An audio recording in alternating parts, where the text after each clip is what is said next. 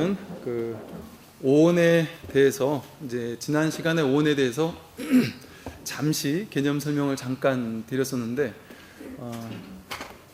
간단하게만 다시 한번 좀 살펴보면요, 오온이라는 것은 이제 나라는 존재, 일체 모든 존재라고 하는 모든 것들을 이제 다섯 가지 물질적인 것 세곤이라고 하고, 또 정신적인 것을 수상행식 이렇게 네 가지로 표현해서 다섯 가지 오온이라고 한다 그랬습니다.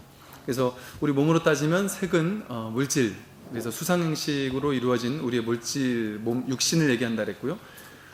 수온이라고 하면 이제 느낌, 감정을 이제 수온이라고 한다 그랬고, 상온은 이제 생각이나 사유, 이제 표상작용이라고 해서 그냥 기본적으로는 생각이라고 뭐 편하게 생각하셔도 되고, 엄밀히 말하면 표상작용이라 해서 어떤 대상을 보고 그 대상을 이름이나 개념과 이렇게 매치시키는 이런 작용들, 이것을 보고 목탁이구나, 목탁체구나 이렇게 생각할 수 있는 그런 것들을 이제 표상작용이라고 합니다. 그리고 이제 행오는 의지나 뭐 의도, 욕구 이런 것들, 이제 쉽게 말해서 업의 원동력이 되는 것, 어떤 업을 지으려면, 행위를 하려면 행위의 원동력이 되는 의지나 의도가 먼저 안에서 심리작용을 이루어지고, 그것이 이제 업으로 이제 나아간다는 것이죠. 그래서 의도를 이제 행원이라고 하고, 그 다음에 식오는 우리가 마음이라고 하는 것, 알식자를 쓴다 그랬는데, 대상을 파악해서 아는 마음을 이제 식이라고 하거든요. 식온이라고 하는데, 우리가 의식이라고 알고 있는 그 분별심, 대상을 파악할 때는 항상 두 개로 나눠서 그것을 가지고 대상을 파악한다고 했습니다. 그래서 분별심, 의식, 이것을 식온이라고 한다고 했습니다. 이제 부처님께서 오온을 설하신 가장 중요한 이유는, 가장 먼저 오온무아라는 사실, 즉 초기 불교에서 부처님 가르침의 핵심이 뭐냐 이러면 이제 무아설이다, 무아다라고 이렇게 보통 이야기를 많이 합니다. 근데 무아를 초기 경전에서 많이 좀 주목해서 이야기했던 이유는 딱 같은 어떤 진리를 다양한 개념으로 설명한 것이죠. 인연 따라 모든 것이 이루어진다라는 것은 실체가 있는 게 아니라 인연이 화합해서 잠시 일어난 것일 뿐이다라는 사실, 즉 무아를 뒷받침하는 가르침입니다. 연기법이나 무아나 뭐 중도나 모든 것들이 같은 이야기이거든요. 근데 무아라는 그 이름으로 초기 경전에서 많이 쓰였던 이유 중에 하나가, 그 당시 이제 브라만교에서 아트만 사상이라고 해서 내 안에 어떤 그 범아이려라고 하는 범천과 나라는 어떤 존재가 어떤 뭐랄까, 이 아트만이라고 하는 내 안에 실체적인 어떤 참나라고 하는 어떤 실체가 내 안에 있어서 내가 죽더라도 그 내 안에 있는 그 범천의 씨앗, 이것은 계속해서 변치 않고 영원히 계속된다, 이런 어떤 그 자아를, 내 안에 있는 어떤 자아를 주장을 했었습니다. 그런 거에 반해서 불교는 뭐냐면 영원히 지속되는 자아라는 것은 없다. 불교에서 불성을 얘기하고 뭐 참나를 얘기하고 진화, 뭐 본래 면목, 주인공, 뭐 열반, 반야 이런 것들을 얘기하는데, 그런 것이 이 힌두교나 브라만교에서 하는 것과 다른 이유가, 또 다른 종교에서도 뭐 신성을 얘기하고 영성을 얘기하고 뭐 다 그런 얘기는 하지 않습니까? 불교에서 말하는 참나나 이런 것과 똑같은 거 아닙니까? 이렇게 얘기를 하는데, 이제 결정적인 차이가 뭐냐면, 불교는 가명으로서, 가짜의 이름으로, 방편으로 어쩔 수 없이 참나 혹은 열반, 뭐 반야, 해탈, 본래 면목, 주인공, 불성 이렇게 이야기는 하지만 그것은 어디까지나 가명일 뿐이다, 헛 이름일 뿐이다, 가짜의 이름으로 방편으로 설한 것일 뿐이지 거기에 해당되는 어떤 실체적인 무언가가 없다라고 합니다. 그래서 한 물건도 없다라는 표현을 쓰죠. 그래서 육조 해능 스님은 본래 무일물, 이래서 참나라고 하는 것을 선에서도 참나를 찾아라 이러지만 참나라는 건 한 물건도 없다. 초기 경전에서는 무아라고 했습니다. 나라는 실체가 없다 그랬어요. 그런데 열반을 증득한다고 했습니다. 근데 열반이라는 것은 특정한 열반이라는 무언가 알맹이가 딱 있어서 그게 참나와도 같은 어떤 열반이 있다라는 것이 아니고, 열반의 정의가 뭐냐면 탐진치 삼독의 불길이 훅 불어 없앤 것을 열반이라고 합니다. 즉 괴로움의 원인이 되는 탐진치, 삼독의 불길이 꺼진 상태, 즉 괴로움의 원인이 사라진 상태를 그냥 열반이라고 한 겁니다. 괴로움이 없는 상태. 근데 괴로움이 없는 상태라는 특정한 뭐 어떤 것이 있다라고 우리가 얘기할 수는 없는 것이죠. 그래서 이 불교와 다른 어떤 종교나 사상 철학의 차이점은 이겁니다. 불교는 끝끝내 뭔가 실체적인 무언가가 마지막에 하나가 남아있는 게 있다라는 얘기를 안 하는 것이죠. 다른 뭐 모든 종교나 사상이나 철학에서는 마무리의 끝에 가면 하나님은 하나는 분명히 존재한다. 아니면 뭐 범천이라는 내 안에 어떤 씨앗이 분명히 존재한다. 참나가 존재한다. 신성이 있다. 이게 반드시 그거 하나는 쥐어야 되는 겁니다. 딴 건 다 버려도 신성은 버리면 안 된다. 딴 건 다 버려도 이 범천이라는 내 안에 있는 이 범아이려에 그 하나만은 반드시 쥐어야 한다. 그것을 증득하면 그때 깨달음이다. 이렇게 얘기한단 말이죠. 근데 불교는 그렇지 않다. 그래서 불교에서 중요한 것은 그 어떤 마지막에 하나 남는 그런 것이 있다라고 얘기를 하지 않죠. 그래서 무아라고 합니다. 근데 그냥 무아라고 하는 것이 아니라 왜 무아인지에 대해서 이제 하나하나 그 해체적인 사유라고 하는데, 내가 무아다라고 할 때는 그냥 내가 무아야 이렇게 하지 않고 왜 내가 무아인지, 나라는 존재는 5가지로 나뉜다. 물질적인 것과 정신적인 것, 색과 수상행식으로 나뉘는데, 색이 왜 무아인지, 수가 왜 무아인지, 수상행식 각각이 낱낱이 왜 무아인지를 먼저 밝혀낸다는 것이죠. 그럼으로써 나라는 존재 오온으로 이루어진 5개의 쌓임으로 이루어진 나라는 존재는 결국에 가서 무아다, 이렇게 이제 설명을 하는 겁니다. 첫 번째, 그 색온무아, 이제 반야심경도 다 이 얘기를 하고 있는 거죠. 그 관자재보살 행심반야바라밀다시, 관자재보살이 깊은 반야바라밀다를 행할 때, 반야바라밀다는 지혜의 완성, 깨달음의 완성입니다. 깨달음을 완성했을 때 조견 오온계공 비춰 보았더니 오온이 전부 다 공하더라. 여기선 오온 무아라고 했는데 반야심경 대승에서는 무아라는 가르침 대신 공사상이라는 말을 더 쓰는 겁니다. 그래서 오온 무아, 조견 오온 계공 도일체고액, 오온이 모두 공하다라는 사실을 비추어 보았더니 일체의 고통과 액난에서 벗어났다. 고통에서 벗어났단 말이죠. 그 다음에 뭐 색불이공, 공불이색, 색즉시공, 공즉시색, 또 수상행식도 역부였어요. 수상행식도 또한 그와 같다. 이게 이제 전부 다 오온 무아, 오온 계공의 가르침을 설명하는 겁니다. 색온이 무아다. 왜 색온이 무아냐? 이 말은 반야심경에서 색즉시공, 공즉시색, 색불이공, 공불이색을 초기경전에서는 색온 무아라고 설명을 했습니다. 색온이라는 것은 내 몸을, 내 나라는 존재, 내 몸도 지수화풍으로 이루어졌다라고 했고, 이 대지도, 이 우주에 있는 모든 존재들은 전부 다 지수화풍, 딱딱한 흙의 기운, 물의 기운, 또 뜨거운 열기, 화의 기운, 바람의 기운, 움직임의 기운, 이런 것들로 이루어졌다라고 얘기한다고 했죠. 이 모든 것들은, 지수화풍이라는 모든 것들은 인연이 화합함으로써 잠시 인연이 이렇게 조합했다가 인연생으로 일어났다가 인연이 다하면 사라질 수밖에 없는 인연멸, 인연생, 인연멸하는 연기적인 존재이기 때문에 고정된 실체가 있는 것이 아니다 라고 해서, 색온은 이 몸뚱아리, 우리는 이 대표적으로 내 몸뚱아리를 보면 여기 몸뚱아리가 있으니까 이게 나다 이렇게 생각하잖아요. 이게 정말 나인지에 대해서 그냥 이 몸뚱아리가 이렇게 있으니까 나다라고 이렇게 생각은 하지만 이게 진짜 나인지 아닌지 사실은 알 수가 없습니다. 우리는 그냥 그렇게 배워왔고 이렇게 알아왔으니까 그냥 나라고 여기지만, 뭐 요즘에는 이제 색온무아에 대해서는 요즘 뭐 물리학이라든가 이런 과학적인 뭐 방편으로 이제 사례를 많이 들고 있는데, 뭐 뭐 양성자, 중성자, 뭐 원자핵 이런 것들을 다 쪼개지는데, 그걸 쪼개고 나면 뭐 밀입자, 소립자로 쪼개지는데, 그것은 내가 어떤 의도를 가지고 관찰하느냐에 따라서 입자가 되기도 했다가 파동이 되기도 한다. 입자라는 건 어떤 물질적인 알갱이를 의미하고, 파동은 어떤 에너지를 얘기하거든요. 근데 의도를 일으키는 거에 따라서, 내 의도에 따라 갑자기 그 자리에 와서 알갱이가 되었다가, 의도하지 않았을 땐 이게 파동으로 또 존재하는, 그러니까 즉 이 물질이라고 생각하는, 알갱이라고 생각하던 것들이 내가 의식을 집중했을 때 알갱이가 되지, 의식을 거기에 모으지 않을 때는 파동으로 흩어지더라는 것을 발견을 했다는 것이죠.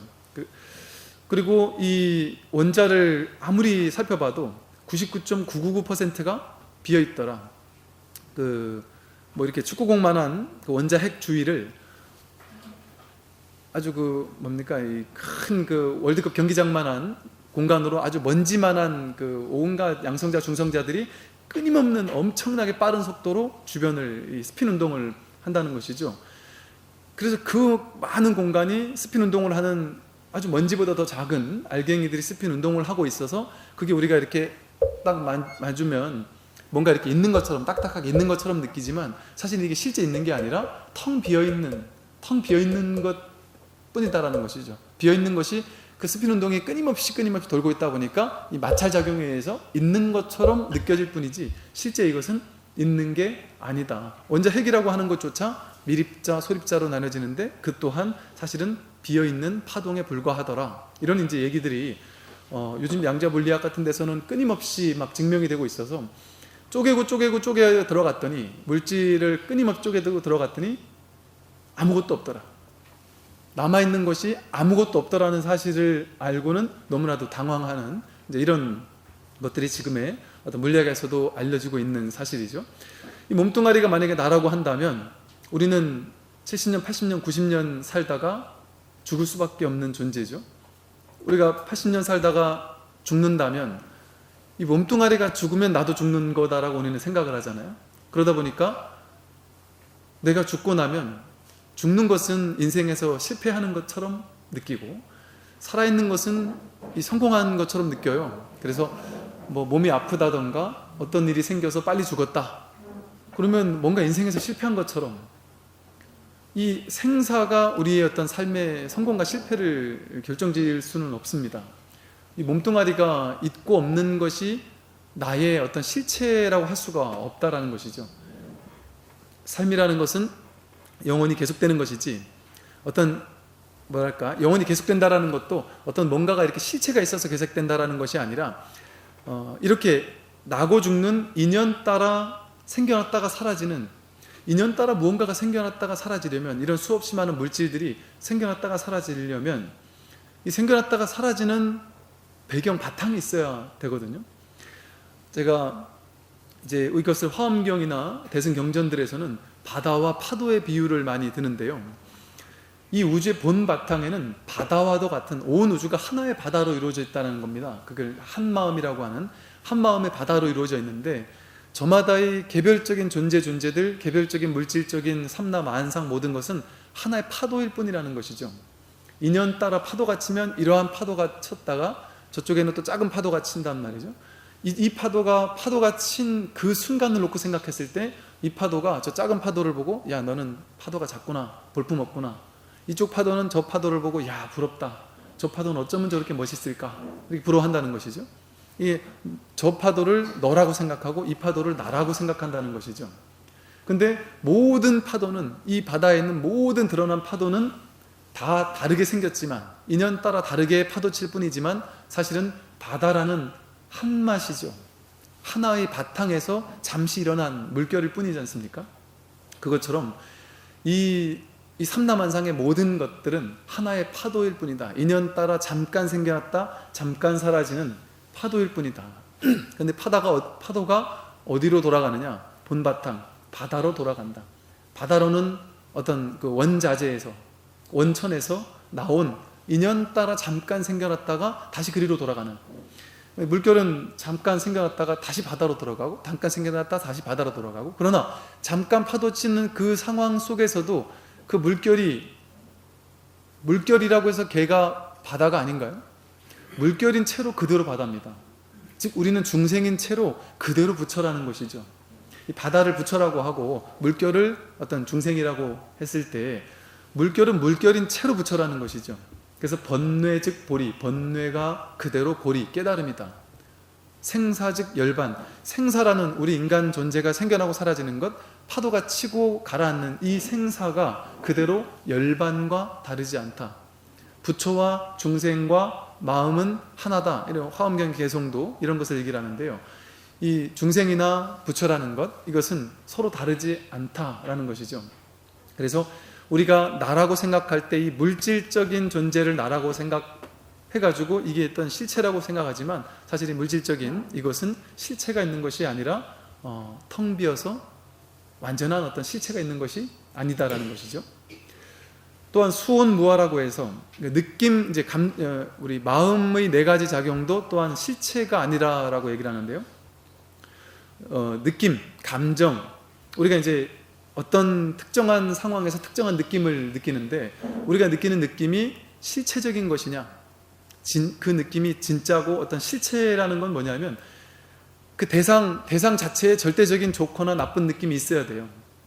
대상 자체가 어떤 특정한 사람에게 절대적인 좋거나 절대적인 나쁜 것이 정해져 있을까요? 그 사람이 좋은 행동을 하면 좋게 느껴지죠. 그 사람이 나쁜 행동을 하면 그 사람이 나쁘게 느껴집니다. 동일한 사람인데도 그 사람이라는 실체가 좋은 느낌이나 싫은 느낌이라고 정해져 있으면 내 자식은 무조건 좋은 느낌이래야죠. 근데 자식이라고 항상 좋지 않잖아요.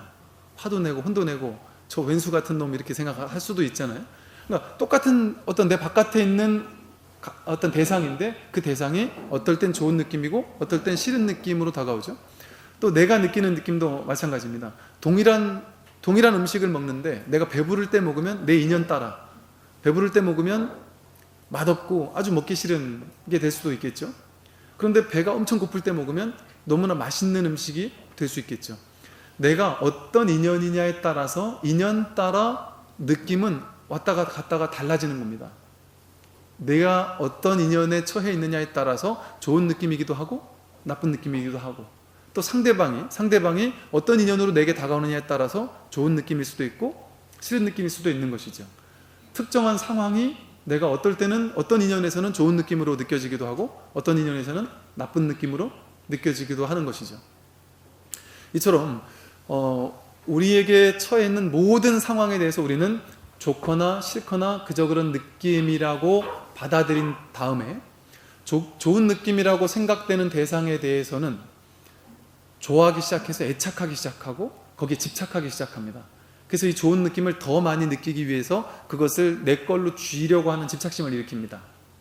그런데 이게 내 거로 쥐어지지 않을 때 더 좋은 느낌을 더 많이 느껴지고 싶지만 느껴지지 않을 때 괴로움을 느끼게 되죠. 또 싫은 느낌을 느끼기 싫어서 밀쳐내고 싶은데 밀쳐내지지 않을 때 또 괴로움을 느끼는 것이죠. 그래서 싫은 느낌에서 괴로움이 생기고 싫은 느낌을 실체라고 집착하는 마음에서 괴로움이 생기고요. 좋은 느낌을 실체라고 집착하는 마음에서 괴로움이 생깁니다. 근데 사실은 그 느낌 자체, 좋은 느낌이다, 싫은 느낌이다라고 내가 애초에 판단하던 그 느낌 자체가 절대적으로 좋거나 절대적으로 싫지는 않은 것인데 내가 허망하게 좋다거나 싫다라고 마음 내서 내가 그저 그렇게 판단했을 뿐인데 인연 따라 생겨났던 감정에 대해서 내가 이것이 진짜라고 개념 지은 것일 뿐인데 그것을 진짜라고 믿습니다. 그래서 내가 좋은 느낌을 일으켰으면 나는 지금 좋은 느낌을 일으키고 있는 내가 진짜 나라고 생각합니다. 그 순간에 나라고 생각해요. 특정한 대상에 대해서도 좋은 느낌을 일으키면 그것은 좋은 느낌, 그리고 좋은 느낌을 일으키는 내가 어떤 감정적인 어떤 실체라고 생각해요. 누가 나한테 욕을 해서 내가 기분 나쁜 느낌을 일으켰으면 그냥 그 사람이 나한테 욕해서 그 인연 따라 이 기분 나쁜 느낌이 싫은 느낌이 잠시 일어났을 뿐이거든요. 인연 따라 그 느낌은 인연이 닿으면 그냥 사라져서 없어질 겁니다. 그런데 그 느낌을 나라고 집착하니까 저 사람이 나한테 욕을 해서 내가 이런 기분 나쁜 느낌이 생겨났기 때문에 그 사람이 나에게 욕한 것에 대해서 실체화시켜서 저놈이 나를 무시했다, 나는 아주 훼손됐다, 상처받았다, 내가 이런 싫은 느낌을 느낌으로써 남들이 내가 무시받았다, 무시당했다 이렇게 생각해서 나는 무시당한 사람이라고 딱 이렇게 사로잡히게 되는 것이죠. 그걸 진짜라고 여기게 되는 것이죠. 그 감정이 진짜다라고 집착하게 되는 것이죠. 그럼으로써 좋은 느낌이나 싫은 느낌, 좋은 감정이나 싫은 느낌이 실체가 아님에도 불구하고 그거를 우리는 실체화하는 작용을 합니다. 그 실체화하는 작용을 이제 내가 실체화시켜서 그걸 쥐잖아요. 그걸 이제 그 감정을 나라고 여기는 겁니다. 내가 느끼는 감정, 잠깐 그 느낌이 이렇게 일어났다 사라졌을 뿐인데 파도가 쳤다가 가라앉듯이 잠깐 그 느낌이 왔다가 갈 뿐이거든요. 그럼 모든 느낌은 왔다가 가는 것일 뿐이거든요. 계속 그 느낌이 남아있지 않습니다. 그럼에도 불구하고 그 느낌이 있는 동안은 그게 계속될 거라는 환상에 사로잡히죠. 우리 젊은 친구들, 장병들 만나보면 사랑하는 여자친구와 헤어졌을 때 너무너무 괴로워서 죽을 것 같고 정말 막 타령이라도 해야 될 것 같고 이 여자 아니면 내 인생은 정말 아무 의미가 없다라고 이렇게 생각을 할 정도로 완전 사로잡혀 있는 친구들에게 아무리 왔다 가는 거야. 너 그 여자가 아니라 너 나중에 그 여자랑 결혼까지 할 것 같으니 앞으로 너 한 10년 후에 여러 사람을 더 사귀고 헤어지고 사귀고 해주고 할걸? 너 옛날에 좋아하던 사람 있었어? 없었어? 있었습니다. 그때 그 사람 헤어질 때 어땠어? 죽을 것 같았습니다. 근데 시간 지나니까 어떻더나? 괜찮아졌습니다. 지금은 어떻더나? 그때 걔는 내 진짜 인연이 아니고 그때는 내가 걔 최고인 줄 알았는데 지금 생각하니까 그때 걔는 스쳐 지나간 인연이고 지금 얘는 진짜입니다. 야, 그럼 지금 얘는 진짜라는 거 확실해? 확실한 거야? 확실합니다. 그거 알 수 없다. 확실한 게 아닐 수 있다. 옛날에도 확실하다고 느꼈지만 아니지 않았느냐? 아무리 얘기해도 이게 절대 저를 어떻게 안다고 그렇게 얘기하십니까? 어떻게 단정지어 말하십니까? 저는 확실합니다. 마지막 저의 인연입니다. 그래서 실제 이 사람과 헤어지면 정말 죽을 것이라고 생각을 하고 이 사람과 사랑을 이어갈 수만 있고 결혼만 할 수 있으면 이 세상 모든 걸 다 가진 것 같다. 난 아무리 가난해도 상관없다. 이 사람과 함께라면 지옥에도 갈 수 있다. 이렇게 굳은 믿음을 가지는 거죠. 70, 80 대신 배신 많이 당해보신 할머니들한테 이런 얘기를 이렇게 하면 그 할머니들은 콧방귀를 끼시면서 야, 이 세상에 그런 말도 안 되는 착각이 어디 있느냐. 남자, 아무리 멋있는 남자, 아무리 완벽한 남자 그런 거 없다. 그게 다 환상이다. 다 남자다 거기서 거기지. 다 거기서 왔다 갔다 하는 거지. 아무리 멋있어도 그 멋있다는 환상일 뿐이지. 그 진짜가 어디 있느냐. 아주 정말 지혜로운 안목이 딱 서 있으세요. 할머니들은 보면. 그런데 그 당시에 딱 집착에 사로잡혀 있을 때는 그거 아니면 절대 안 될 것 같은 것이죠. 근데 그 사로잡힌 것에서 헤어나오지 못합니다. 이게 사람에게 사랑만 그런 게 아니죠. 돈에 대해서도, 재산에 대해서, 특정한 내가 사로잡혀 있는 그 순간에 사로잡혀 있는 것들, 내가 심각하게 생각하고 뭔가 중요도가 과도하게 부여되어 있고 거기 때문에 신경을 많이 쓰면 많이 쓸수록 그것은 내가 그 부분에서 많이 과도하게 집착하고 있다는 것을 의미합니다. 중요한 사실은 그것은 집착해도 되고 집착 안 해도 되는 겁니다. 그것은 왔다가 가는 겁니다. 그게 있으면 너무 좋은 느낌이 들겠죠. 너무 좋은 감정을 나에게 선물해 주겠죠. 근데 왔다가 가는 겁니다. 그 느낌은 진짜가 아닙니다. 그럼에도 거기에 사로잡혀 있는 동안은 그게 진짜라고 여겨서 그거를 쟁취하지 않으면 큰일 날 거라고 착각하는 것이죠. 그래서 이걸 내가 쥐어야 된다는 생각을 진짜 내 생각이라고 생각하고 내 느낌이라고 생각해서 거기 사로잡히기 시작합니다. 그러면 삶이 괴로움이 시작되는 것이죠. 그래서 사실은 이 느낌이라는 것은 실체적인 느낌이 아니죠. 인연 따라 왔다 가는 것일 뿐이지 정해진 어떤 실체적인 느낌이 아니다. 똑같은 음식도 그렇고 우리나라에서는 빼빼 마른 사람을 아름답다 이렇게 하지만 아프리카 어떤 부족에서는 뚱뚱하면 뚱뚱할수록 예쁘다. 또 미얀마 어느 부족에서는 목에다 이렇게 무슨 스프링 같은 걸 길게 걸어서 연통 같은 거를 걸어서 이게 길면 길수록 미인이라고. 그래서 제가 그 나라 남자들한테 물어봤습니다. 미얀마 남자들한테. 야, 이게 그냥 너희들 전통이니까 미인이라고 하니까 그냥 그렇다라고 그냥 얘기해 주는 거지 실제로 이게 더 길다고 해서 더 이쁘다고 느끼니? 더 이쁘다. 실제로 묶인 여자는 너무 예쁘다. 그러니까 혓바닥 요 밑에 이렇게 칼로 찢어가지고 여다가 이렇게 접시를 이만한 거 달고 다니잖아요. 이 접시를, 큰 접시를 닳는 여자를 보면 너무 환상적이랍니다. 너무 예쁘답니다. 너무너무 실제 너무 예쁘다는 거예요. 저게 도대체 왜 예쁘지? 우리는 도저히 이해가 안 가지만 예쁘다는 거죠. 그래서 또 이게 아프리카에서 뚱뚱한 게 미의 기준인 나라에서는 뚱뚱한 사람이 그렇게 예쁜데 한국 사람들 호리호리한 여자들 보면 저게 인물이냐 이렇게 손가락질을 할 수도 있다는 것이죠. 그게 정해진 것이 아니라 그러한 문화, 그러한 전통 속에서 견해가 그렇게 굳어지면 거기에 실제적인 느낌까지 따라갑니다. 그게 진짜라고 믿게 되면 이 생각이 바뀌면 느낌도 바뀌어요. 그 고양이나 강아지를 너무너무 똑같은 고양이잖아요. 고양이가 좋거나 나쁜 게 아니라 그냥 있는 그대로 고양이일 뿐인데, 어떤 사람은 너무 예쁘게 막 안아주고 사랑스럽게 하는데, 어떤 사람은 이걸 아주 불결하다고 생각해서 한 번 만지면 이 손에 뭐라도 댔듯이 막 씻어야 된다고 생각하고, 뭔가 혹은 옛날에 한참 무슨 뭡니까 조류독감이니 각종 동물들 이런 광견병이니 이런 거 있을 때만 해도 이 길거리에 다니는 이렇게 강아지 만지고 그러면은 되게 이상하게 생각하면서 빨리 손 씻으라고 이러면서 막 소스라치게 놀라는 이런 사람들도 있었거든요. 그러니까 똑같은 대상이 어떤 생각을 가지냐에 따라서 너무 예뻐서 안아주고 싶은 아이가 되는가 하면 아주 다가가기 아주 막 싫어하는 이런 존재가 될 수도 있는 것이죠. 이게 사실 한 생각 차이인데 그것이 좋은 느낌을 가져다 주기도 하고, 그런 의식을 배우고 나면 갑자기 그게 거기 그 동물들을 나쁜 감정을 가지고 대하게 되기도 하는 것이죠. 그래서 사실은 이 느낌이라는 것이 실체가 없습니다. 제가 이제 엊그제 우리 신도님들과 그 봉정암을 갔다 왔잖아요. 근데 산을 너무너무 좋아하는 사람은 이렇게 막 4시간, 5시간씩 걸어서 산에 가면서 땀을 내고 이러는 것이 너무 행복하죠.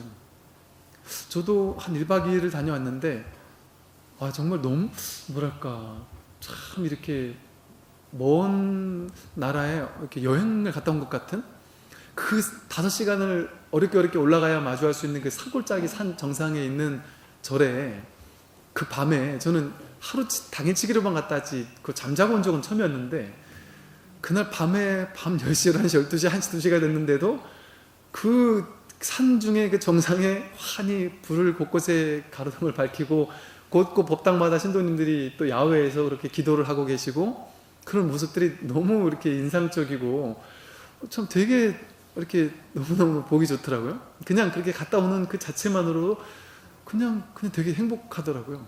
그러니까 너무 이렇게 몸은 되게 힘들었지만 전혀 몸이 힘든 것이 마음까지 전혀 힘들지, 마음은 너무나도 가볍고 너무나도 행복했었거든요. 그러니까 이 5시간을 산에 올라간다. 더구나 저는 이번에 가면서 그래서 스님들이 이거 등산 가방을 메고 올라가시는구나. 저만 멋모르고 이게 걸망을 지고 올라가니까 이 걸망이 어깨가 이게 끈이 날카로운 끈이잖아요. 여기를 계속 파고 들어가니까 너무 아프더라고요. 그러면서도 너무너무 이렇게 참 행복했습니다. 그러니까 보세요. 똑같이 5시간을 그 가파른 산을 올라가야 된다라는 그 상황이 어떤 사람에게는 아주 좋은 감정이기도 하고 어떤 사람에게는 아주 싫은 감정이기도 하겠죠. 인도에서의 그 막 40도, 50도 또는 더위에서 제 스스로 찾아서 갔기 때문에 그 더운 곳에서도 너무나 저는 좋았거든요. 너무나 행복했거든요. 근데 그거를 스스로 선택해서 가지 않는다면 얼마나 그것이 괴롭겠습니까? 그러니까 동일한 상황이 언제나 같은 감정을 유발하지 않습니다. 내가 한 생각 돌이키면, 한 생각 바꾸면 똑같은 상황이 오히려 좋은 감정이 되기도 해요. 어떻게 한 생각 바꾸느냐에 따라서 좋은 감정, 싫은 감정이 왔다 갔다 합니다. 그 감정은 실체가 아니기 때문에 그래요. 그래서 감정을 진짜라고 여기면 거기에 사로잡히게 됩니다. 생각도 마찬가지예요. 상온도 무합니다. 정해진 실체가 있는 게 아니라서 관념 또한 실체가 있는 것이 아니다. 연봉이 똑같이 5천만 원 받는 사람이 어떤 사람은 박봉이라고 여기고 어떤 사람은 부자라고 여기죠. 그 생각의 차이입니다. 여기 계시는 모든 분들은 부자도 아니고 가난한 사람도 아니다. 어떤 견해를 가지고 있냐에 따라서 부자이기도 하고 가난해지기도 하는 거지, 부자라는 실체가 없습니다. 얼마부터가 부자다라는 실체가 전혀 없죠. 제가 전에 그 비유를 한번 드렸었는데 여기 용산에 제가 와 보니까 예전에 제가 육사에 노원구 있는 육사에 있을 때는 그 민간 신도님들이 지방에 살다가 노원구에 딱 입성을 하면서 야, 인서울했다, 야, 드디어 내가 서울에 들어왔다 하면서 엄청 행복해 하시더라고요. 근데 여기 용산으로 오니까 거긴 벌써 외곽이라고 생각해서 여기가 중심이지, 그 외곽 살다가 여기로 왔다 이래서 엄청 행복해하고, 외곽 사는 사람은 야, 난 언제쯤 이 중심부로 들어와 볼까 이런 생각을 해요. 또 용산 사는 사람은 내 언제 강남으로 입성을 할까 이런 생각을 해요. 그런데 노원구 사는 사람을 보면서 그 옆에 구리 사는 사람이 야, 서울에 사는 사람 이렇게 생각을 합니다. 그러면서 이 구리 사람들은 약간의 서울 사람들을 부러워합니다. 근데 또 구리 사는 사람들은 남양주 사는 사람을 보면서 저 천에 사는 사람들 말이지, 구리는 백화점도 있고 되게 크다고 생각해요. 그리고 상당히 남양주를 우습게 생각한다는 겁니다. 그 남양주 사는 사람들은 되게 구리 사는 사람들 부러워한대요. 우리가 언제 구리에 한번 입성해보나. 구리 사는 사람은 노원구 사는 사람을 부러워하고, 또 남양주 사는 사람들은 그 바깥에 있는 가평이나 그 바깥에 있는 사람들이 또 그 남양주 사는 사람을 부러워한다는 거죠. 저는 그 바깥에 양구에도 살아봤었거든요. 양구에 사는 사람은 춘천 가까이만 가도 행복하다고 여기기도 하겠죠. 이 기준이 없어요, 기준이. 도대체 어디 사는 게 진짜 행복한 거고, 어디 사는 게 좋은 시내에 사는 건지, 그건 자기 생각에 따라서 끊임없이 내가 가난해질 수도 있고 끊임없이 행복해질 수도 있는 것이죠. 그래서 내가 생각하기 나름이지, 그래서 내가 못하다라고 생각하게 되면 어떤 곳에 가도 끊임없이 부족할 수밖에 없겠죠. 근데 내가 만족할 수 있다면, 내가 한 생각 돌이켜서 이 상온이라는 관념 하나를 바꿀 수 있다면, 언제 어디선 지금 나에게 처한 이 자리야말로 최상의 자리라는 사실에 완전한 만족감을 느끼고 누리고 감동하고 만끽하면서 인생을 정말 행복하게 살 수가 있습니다. 제가 인도에 갔다 오고 나서 정말 한동안 이 만족감이랄까, 이 자족감이랄까, 그들의, 이것도 참 분별심이지만, 인도를 갔다 오니까 인도 사람들은 정말 너무너무 특히나 불가촉 천민들을 보니까 너무 힘들고 괴롭고 가난하게 살고, 너무나도 부족한 거 가지고 만족하면서 살고. 근데 그들과 저를 비교하니까 우리 한국 사람은, 가장 가난하게 사는 한국 사람도 그들에 비해서는 아주 행복한 풍족함을 누리는 사람이더라고요. 우리 지난주에 이제 탈북한 이제 대학생들 몇 사람이 이제 왔었는데, 그 친구들한테 물어보니까, 탈북해서 작년에까지만 해도 평양에 살았는데 갑자기 탈북을 하게 돼가지고 이제 한국으로 왔는데, 저는 되게 너무너무 힘들게 살 거라고 물론 힘들게는 살고 있지만, 보니까 우리나라 오자마자 일단 아파트 그들을 위해서 마련한 이제 아파트를 하나씩 주고요. 그리고 아파트값 이렇게 할 수 있도록 이렇게 다달이 이제 40만 원씩 이렇게 해서 살 수 있도록 일단 해주고, 또 대학교, 이 친구들이 동국대도 다니고 서울에 인서울 좋은 대학교를 다녀요. 작년에 탈북했는데 올해 대학교 1학년 학생이더라고요. 어떻게 대학교를 들어갔냐 그랬더니, 탈북자 전형하면 다 들어간다는 거죠. 그래서 벌써 대학교를, 우리나라 인서울 6년, 초등학교 6년, 중학교 3년, 고등학교 3년 어마어마하게 공부해야 겨우 들어갈 만한 학교를 이미 들어가서 대학 생활을 하면서 한 달에 40만 원씩 이렇게 받으면서, 또 숙소도 지원받으면서 이렇게 살고 있으면서, 다만 이제 본인이 아르바이트해서 이제 또 생활비를 해가면서 이렇게 살고 있더라고요. 그러니까 어떤 최소한의 이렇게 살 수 있는 여건은 이렇게 보장해 주더라고요. 근데 그러면서도 이제 이 친구들이 그것 가지고 당연히 턱없이 부족하긴 하겠죠. 그러나 정말 인도나 아프리카나 정말 너무너무 단돈 입에 들어갈 수 있는 밥 한 끼가 없어서 가난하게 괴로워하게 사는 그런 사람들에 비한다면 사실은 또 어마어마하게 행복한 것일 수도 있죠. 이처럼 사실은 부자다 가난하다라는 것은 정해진 실체가 없는데도 우리는 관념으로 실체화시켜서 나는 가난한 사람이야 라고 실체화시킵니다. 나는 부자야 라고 생각합니다. 나는 능력 있어 라고 생각하고, 능력 있는 나라고 자아관념에 사로잡힙니다. 내가 어떤 사람인지 스스로 이렇게 딱 관념을 정해놓고 그게 나라고 생각해. 그걸 나와 동일시시킵니다. 그래서 나는 높은 사람이라는 생각을 하는 사람은, 너희들 같은 낮은 사람이 나에게 이렇게 나를 대우를 안 해줘? 이러면서 화를 내기도 하죠. 그게 나라는 상을 실체라고 여겨서 그래요. 나라는 상을 실체로 여겨서 그렇다. 이거는 그냥 껍데기에서 만들어진 어떤 관념일 뿐이지, 그러한 정해진 실체라는 것은 없는 것이죠. 나는 생각한다, 그러므로 나는 존재한다, 데카르트가 이렇게 얘기를 했다는데, 생각하기 때문에 그게 나다라고 생각했잖아요. 그게 이 상온무아를 모르기 때문에 그래요. 이 데카르트가 불교 5원만 공부를 했어도, 상온이라는 건 나는 생각한다, 그러나 그 생각의 실체가 아니다라는 사실을 알았을 텐데, 생각하는 내가 있다라고 이렇게 착각을 한 것이죠. 생각하는 나라는 것은 정해진 내가 아니라 그 생각이라는 것은 끊임없이 인연 따라 일어났다가 사라지는, 인연 따라 이러한 생각 저러한 생각이 생겨났다 사라질 뿐이지 그것이 고정된 실체적인 생각이 아닌 것이죠. 행운무화도 마찬가지입니다. 의지, 의도, 욕구를 행운이라고 한다 했는데 우리가 특정한 의지, 특정한 의도, 특정한 욕구가 인생 전반에 걸쳐서 계속되지 않죠. 어떤 시기에는 이러는 것을 강력하게 원했다가 시간이 지나면서 그것을 전혀 원하지 않을 수도 있습니다. A라는 사람을 너무너무 사랑하다가 나중에는 A라는 사람을 치를 떨기 싫어하게 될 수도 있죠. 이런 의도를 일으켰다가 저런 의도를 일으킬 수도 있습니다.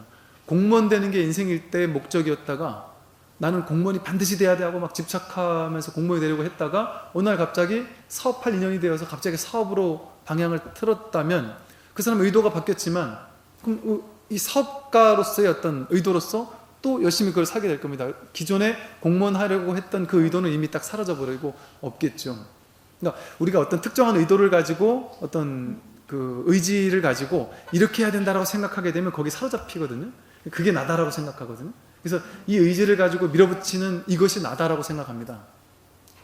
그런데 그것은 끊임없이 인연 따라 일어났다가 사라지는 것일 뿐이지 그것이 실체인 것은 아닙니다.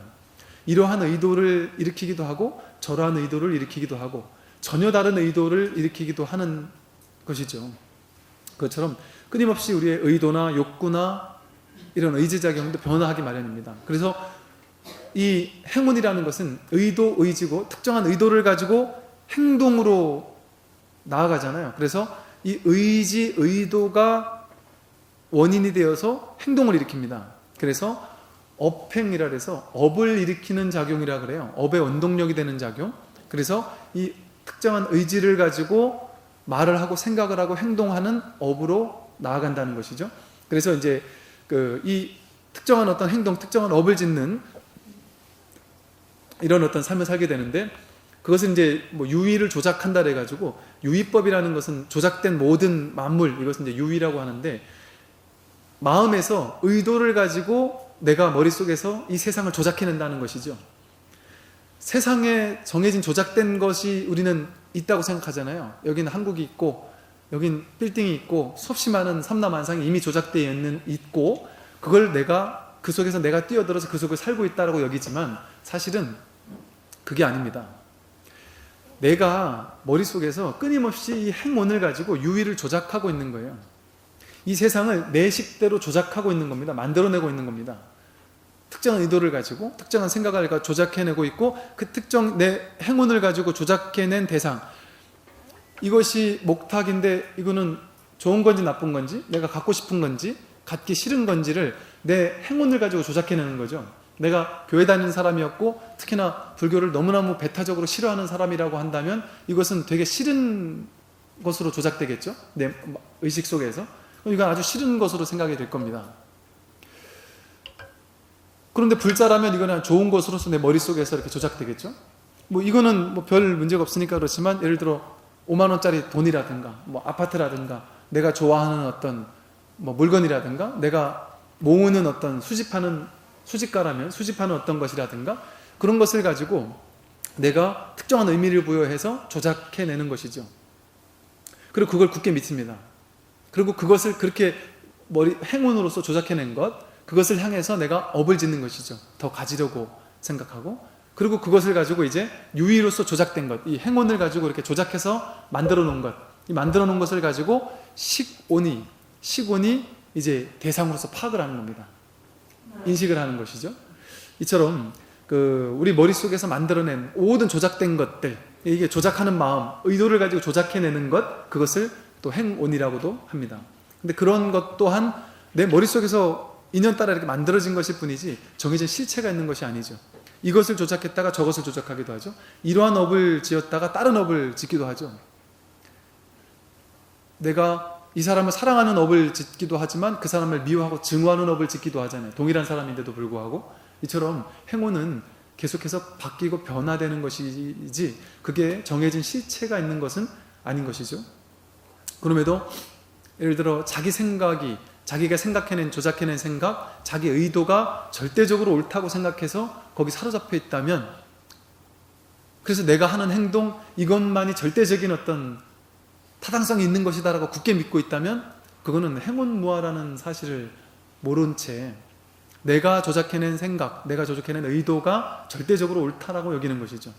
그래서 남들은 다른 생각을 하고 다른 의도를 가질 수 있습니다. 근데 우리는 남들의 다른 의도를 가지고 내가 옳은 의도이기 때문에 저 사람은 틀린 의도라고 생각해서 저 사람은 틀렸고 나는 맞다라고 조작해내거든요. 근데 사실은 옳고 그른 것은 정해진 실체가 없고 전부 다 틀린 생각이 있을 뿐이에요. 그래서 너가 맞다, 내가 틀렸다 이렇게 조작해내기 실체적으로 생각할 수는 없는 것이죠. 마지막으로 이제 식온이라고 해서, 식온은 제가 식이라는 것은 대상을 파악해서 아는 마음이라고 했는데, 대상을 딱 보면 처음에 그 대상이 좋은 느낌인지 싫은 느낌인지 이런 느낌, 감정적으로 대상을 먼저 파악하고요. 기초 데이터가 되는 이 식온, 대상을 파악하는 데 있어서 식온이 대상을 분별하는 데 있어서, 분별해서 이 대상이 어떤 대상인지 아는 데 있어서 기초적인 두 가지 데이터가 되는 게 식온과 상온입니다. 수온과 상온, 즉 감정적으로 대상을 파악하거나 이지적으로, 논리적으로, 관념적으로 대상을 파악합니다. 그래서 어떤 사람은 감정이 좀 앞서는 사람도 있고 어떤 사람은 이성이 앞서는 사람이 있죠. 수온이 앞서거나 상온이 앞섭니다. 감정이 앞서는 사람은 논리적으로는 하면 안 되는데 내가 이 사람과 의리가 있기 때문에 그냥 하기도 하죠. 혹은 너무 감정이 앞서는 사람은 군대에서 예를 들어 내가 이 선임병이 나쁜 나한테 못되게 하더라도 내가 이 선임병을 한 대 때리면 내가 영창 간다는 걸 알기 때문에 감정적으로 욱하지가 않아요. 근데 감정이 먼저 앞서는 사람은 에라 모르겠다 하고 한 대 때리고 볼 수도 있겠죠. 혹은 이게 감정이 앞서는 사람은 뭐 의리 이런 것 때문에 논리적인 거는 뒷전이고 일단 이 감정이 앞서서 먼저 이렇게 할 수도 있는 것이, 이런 사람이 있잖아요. 이런 사람이 있는가 하면 철저하게 어떤 논리적인 게 더 앞서 있는 사람이 있어요. 정서적 감정적인 것보다. 아무리 나랑 친소 관계랑 상관없이 이 사람이 훌륭하면 이 사람을 그 자리에 써야 된다. 사실 이렇게 좀 더 이성적이고 논리적인 사람일수록 뭐 인사라든가 이런 쪽으로 더 적합할 수 있겠죠. 이런 식으로 대상을 파악할 때 감정적으로 파악하는 사람이 있고 또는 어떤 관념적으로 파악하는 사람이 있습니다. 이렇게 두 가지 기초 데이터를 가지고 내가 대상을 파악해 놓은 다음에 그 대상에 대해서 의도, 의지작용을 일으킵니다. 대상을 딱 조작해야 하는 것이죠. 이것은 어떤 대상이다라고 해서 이 삼라만상을 유의로 이제 조작해내는 겁니다. 조작해내고 그 조작해낸 대상에 대해서 내가 의도를 일으켜서 좋게 조작된 것은, 좋은 느낌이나 좋은 생각이 있는 것은 더 가지려는 의도를 일으키고, 싫은 느낌이나 싫은 것이 있는 것에 대해서는 밀쳐내고 거부하고 미워하려는 마음을 일으키는 것이죠. 의도를 일으키는 것이죠. 이렇게 해서 대상에 대해서 이제 업을 짓기 시작하는 것이죠. 이렇게 수온, 상온, 행온을 통해서 우리는 대상을 파악합니다. 그래서 내가 그렇게 해서 파악한 것에 대해서 이 인식은 옳다라고 믿는 거예요. 좋은 느낌이었잖아. 그러니까 좋은 걸로 대상을 딱 파악해서 인식하는 거예요. 야, 생각해보니까 좋은 거였잖아. 그러니까 그것을 좋은 거로 싹 파악해버립니다. 그리고 의도, 어떻게 내가 유의로 조작했느냐에 따라서 이 대상이 좋은 건지 나쁜 건지 판단하고 의도를 일으켰느냐에 따라서 그걸 내 인식이 좋은 것 혹은 싫은 것으로서 딱 파악해내는 것이죠. 그렇게 최종적으로 마음이 대상을 파악해서 분별해서 아는 마음을 식이라고 했다 그랬는데, 이 식이라는 것 자체도 바로 인식이 어떤 실체가 있는 것이 아니죠. 내가 인식하는 마음, 인식하는 자아가 내 안에 우리는 첫째 있다고 생각하거든요. 그래서 내가 대상을 보고 이건 물컵이야 이렇게 알다 보니까 이걸 물컵이라고 아는 마음이 내 안에 딱 있는 줄 알아요. 그렇지 않습니까? 대상을 파악하면 대상을 파악하는 내가 있잖아. 대상을 파악했으니까, 대상 알았으니까 아는 내가 있겠지, 이렇게 생각한단 말이죠. 대상을 아는 내가 실체적으로 존재하는 것이 아닌데도 불구하고 대상을 아는 내가 내 안에 실체적으로 존재한다고 생각해요. 그래서 이게 이제 겉에 드러나는 표면의식, 이게 의식을 표면의식, 심층의식, 뭐 잠재의식 막 이렇게 나누잖아요. 그게 식을 층수로 나누는 겁니다. 불교에서도 육의식이라고 하고 그 밑에 말라식이라고 하고 그 밑에 아레아식이라고 해서 내 안에 그 식이라는 것이 잠재적으로 층층이 쌓여있다라고 믿고 있는 것이죠. 그게 왜 그러냐면 대상을 파악해서 아는 마음이 나라고 믿기 때문에, 대상을 아는 마음이 나라는 어떤 실체가 내 안에 딱 정해져서 존재한다고 여깁니다. 그래서 그 식이라는 건 내 안에 딱 정해져서 존재하고 나는 그 식에 따라서 대상을 파악할 뿐이다, 이렇게 여기는 것이죠. 그러나 사실은 이 식이라는 것은 인연 따라 만들어지는 겁니다. 어떻게 만들어지냐면 지난 시간에 배운 것처럼 안입이 설신의가 색성의 미축법을 접촉하면 저절로 육식이 생기는 겁니다.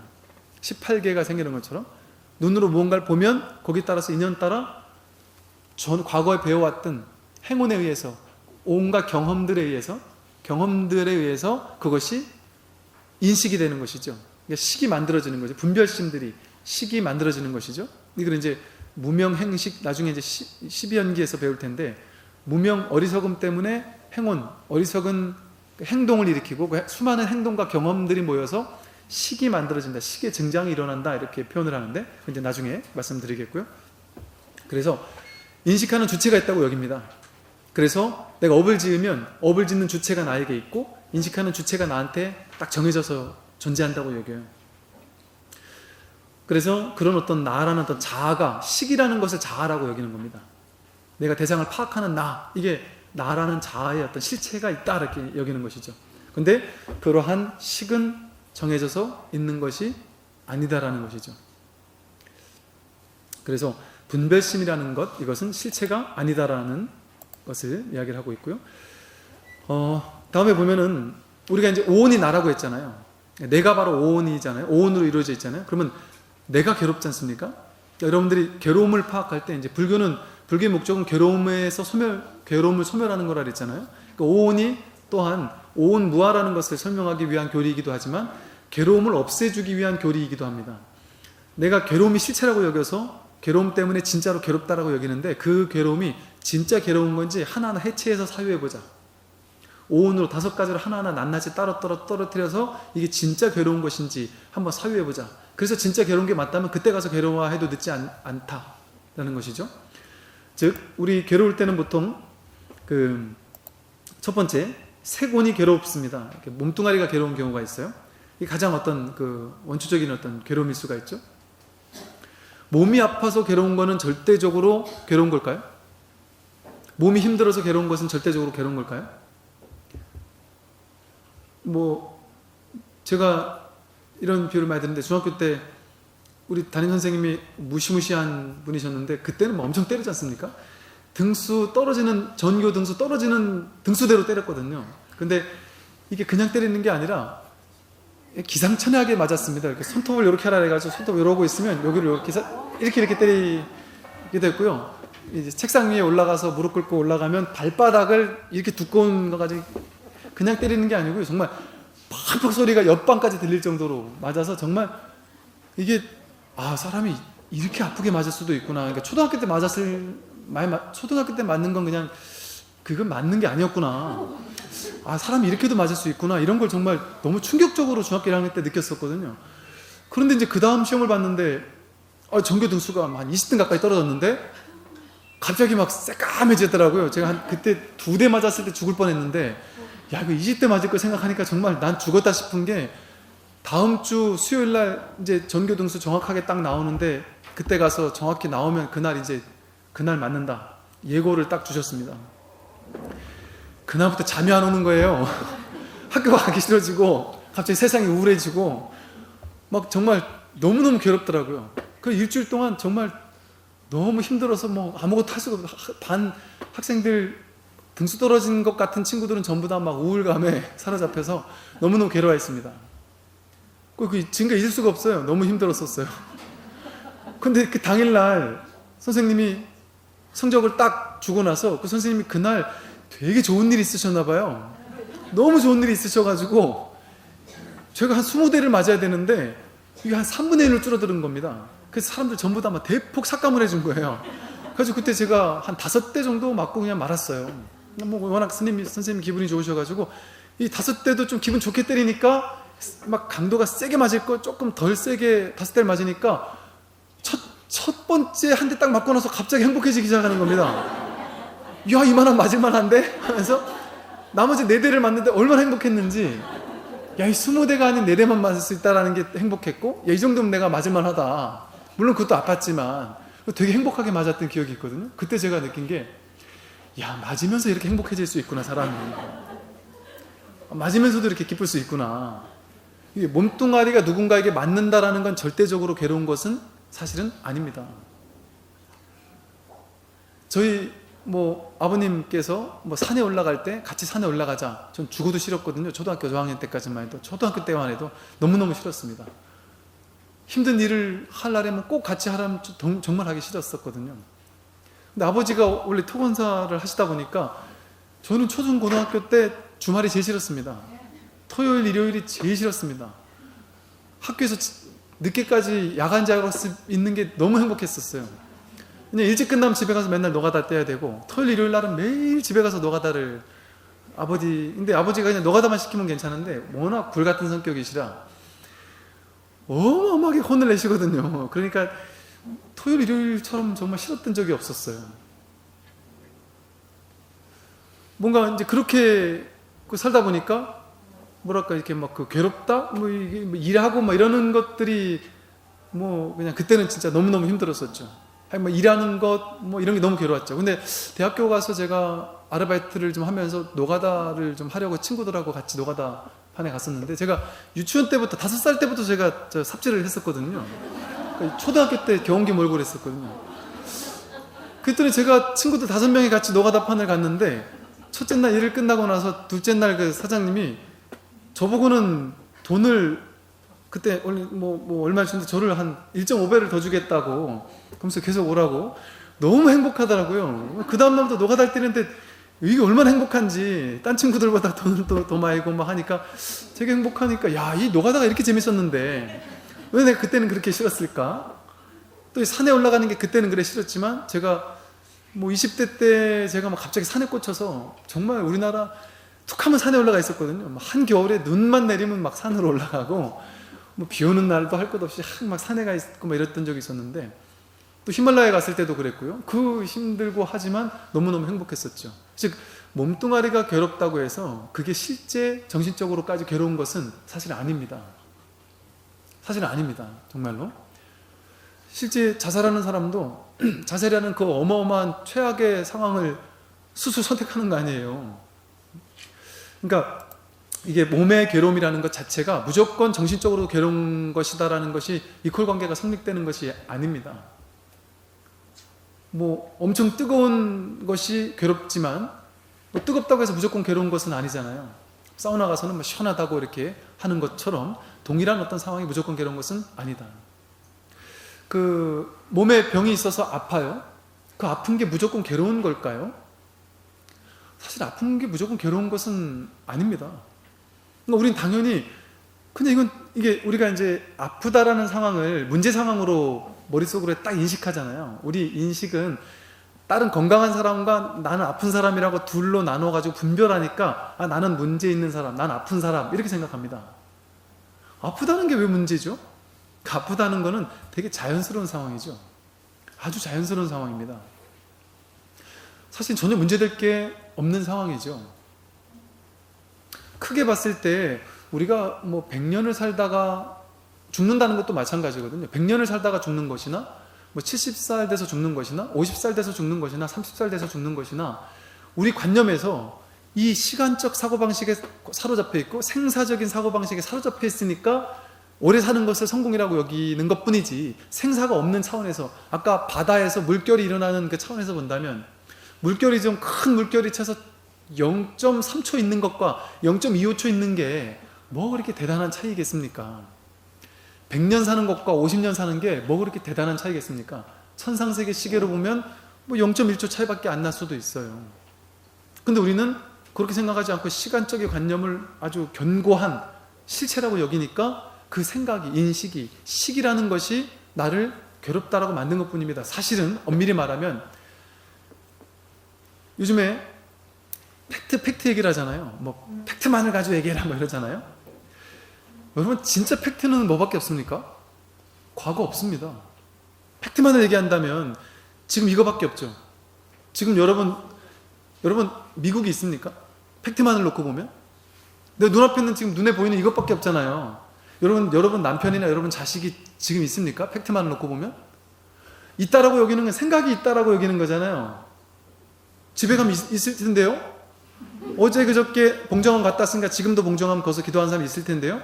그게 팩트가 아니죠. 생각이죠. 관념이죠. 다른 시간, 다른 공간을 생각으로 생각해서 있다라고 느끼는 거죠. 그 사람이 그 공간에 지금 없을 수도 있죠. 예를 든다면 없을 수도 있잖아요. 그 사건이 없을 수도 있어요. 과거에 경험했던 거, 그게 팩트로 본다면 과거에 경험했던 건 진짜 경험한 걸까요? 그건 그냥 기억일 뿐입니다. 생각일 뿐입니다. 진짜 팩트만을 놓고 보면 과거 없습니다. 미래 없습니다.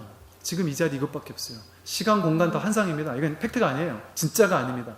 생생한 진짜는 지금 이 자리에 여러분이 지금 현재 보고 있는 것, 지금 듣고 있는 이 소리, 지금 현재 보고 있는 이것밖에 없습니다. 지금 이것만이 실제예요. 나머지는 다 생각입니다. 생각을 따라가면 우리는 괴로워질 수밖에 없어요. 생각은 인식, 식이니까. 그러니까 팩트가 아닌 생각을 쫓아가기 시작하면 내가 다른 사람보다 더 가난하다고 여겨요? 내 아파트가 딴 사람, 내가 아파트가 전세를 사나, 내 집을 사나, 월세를 사나, 팩트만을 놓고 보면 차이가 있습니까? 그럼 나는 이 집에 사는 거예요, 지금. 생각을 하면 이게 전세고, 이게 월세고, 이건 내 집이고, 이런 괴로움이 생기는 거잖아요. 근데 팩트만을 놓고 보면 나는 그냥 살고 있는 거지, 매매에 살고, 전세에 살고, 월세 사는 게 아닙니다. 지금 이 자리에 부자, 가난한 사람이 어디 있습니까? 팩트만을 놓고 본다면 생각이죠. 생각이 만들어낸 환상이죠. 생각이 만들어낸 환상을 쫓아가면 끊임없이 괴롭고 행복한 내 머릿속에서 만들어낸 환상의 가상의 세계만을 진짜라고 굳게 믿으면서 그 가상의 세계 속에서 울고 웃으면서 그게 진짜인 줄 알고 착각의 세계 속을 살게 됩니다. 꿈의 세계 속을 진짜라고 여기면서 살게 됩니다. 팩트만을 놓고 보면 그냥 우리는 살고 있을 뿐이에요. 배고프면 밥을 먹고 있을 뿐입니다. 뷔페 가가지고 10만원짜리 뷔페 가서 멋있는 10만원짜리 맛있는 뷔페 가서 맛있는 걸 먹으나, 제가 봉정암 가서 보니까 막 덥고 땀나고 막 힘든데 그냥 그 올라갈 때 신도님들이 주신 초코파, 저는 초코파 어지간해 안 먹, 초코파이 저는 어지간해 초코파이 저는 안 먹거든요. 진짜 초코파이 저는 어지간해 안 먹습니다. 왜냐하면 군법당 다니면서 창고에 초코파이가 100박스씩 쌓여 있어요. 쳐다만 봐도 질립니다. 절대 어지간히 배고파서 초코파이 안 먹습니다. 봉정암 올라가는데 초코파이가 그렇게 맛있는 줄 몰랐는데, 그러니까 이 생각이 그것이 맛있고 맛없고 이렇게 만들어내는 것이죠. 그러니까 이 생각에 사로잡히니까 이 팩트를 있는 그대로 참된 실상을 살지 못하고 가상의 허상의 세계를 사는 겁니다. 그걸 이제 있는 그대로라고 하고 그것을 지금 여기라고 하죠. 지금 여기를 살아라. 지금 여기만을 살면, 팩트만을 살면 아무 문제될 게 없습니다. 가상의 세계, 이건 다 분별의 세계, 식이 만들어낸 허상의 세계거든요.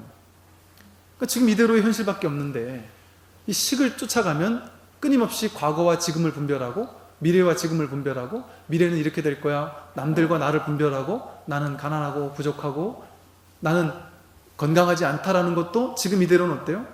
팩트가 아닙니다. 건강하지 않다는 건 생각이 만드는 환상이에요. 제가 그 말씀 드렸었나요?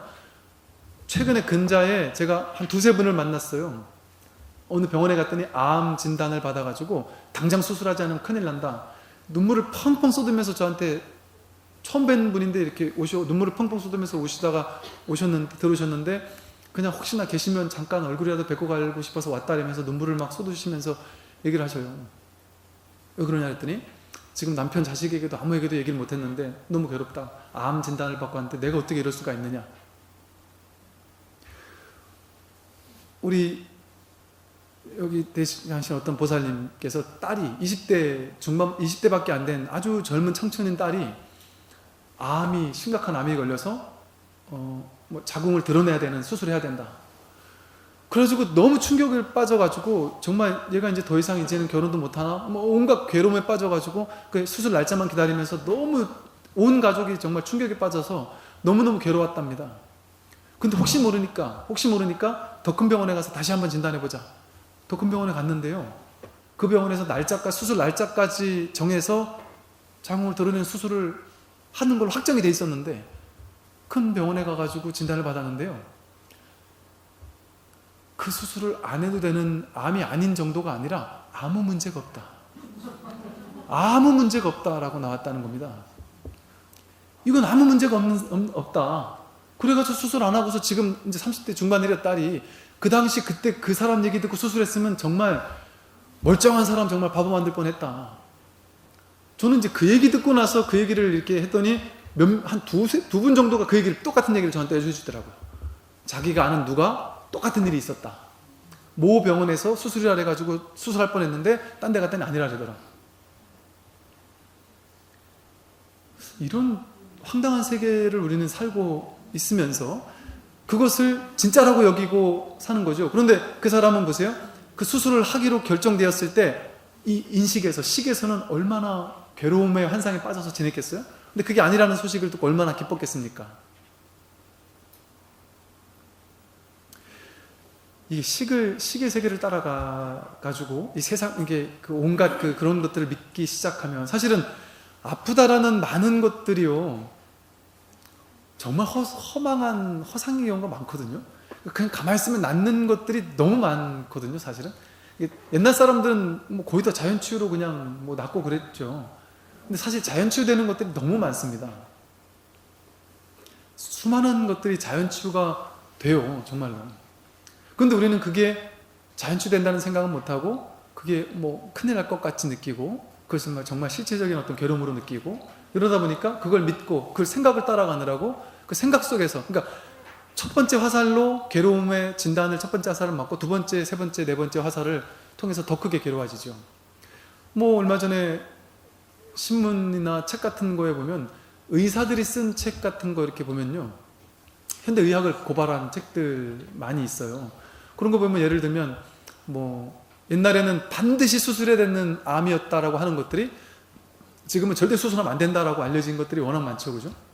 옛날에 이 디스크 같으면 무조건 수술해서 뭐 어떻게 해야 된다고 했는데 지금은 디스크 절대 수술하면 안 된다라고 생각한 사람이 또 워낙 많습니다.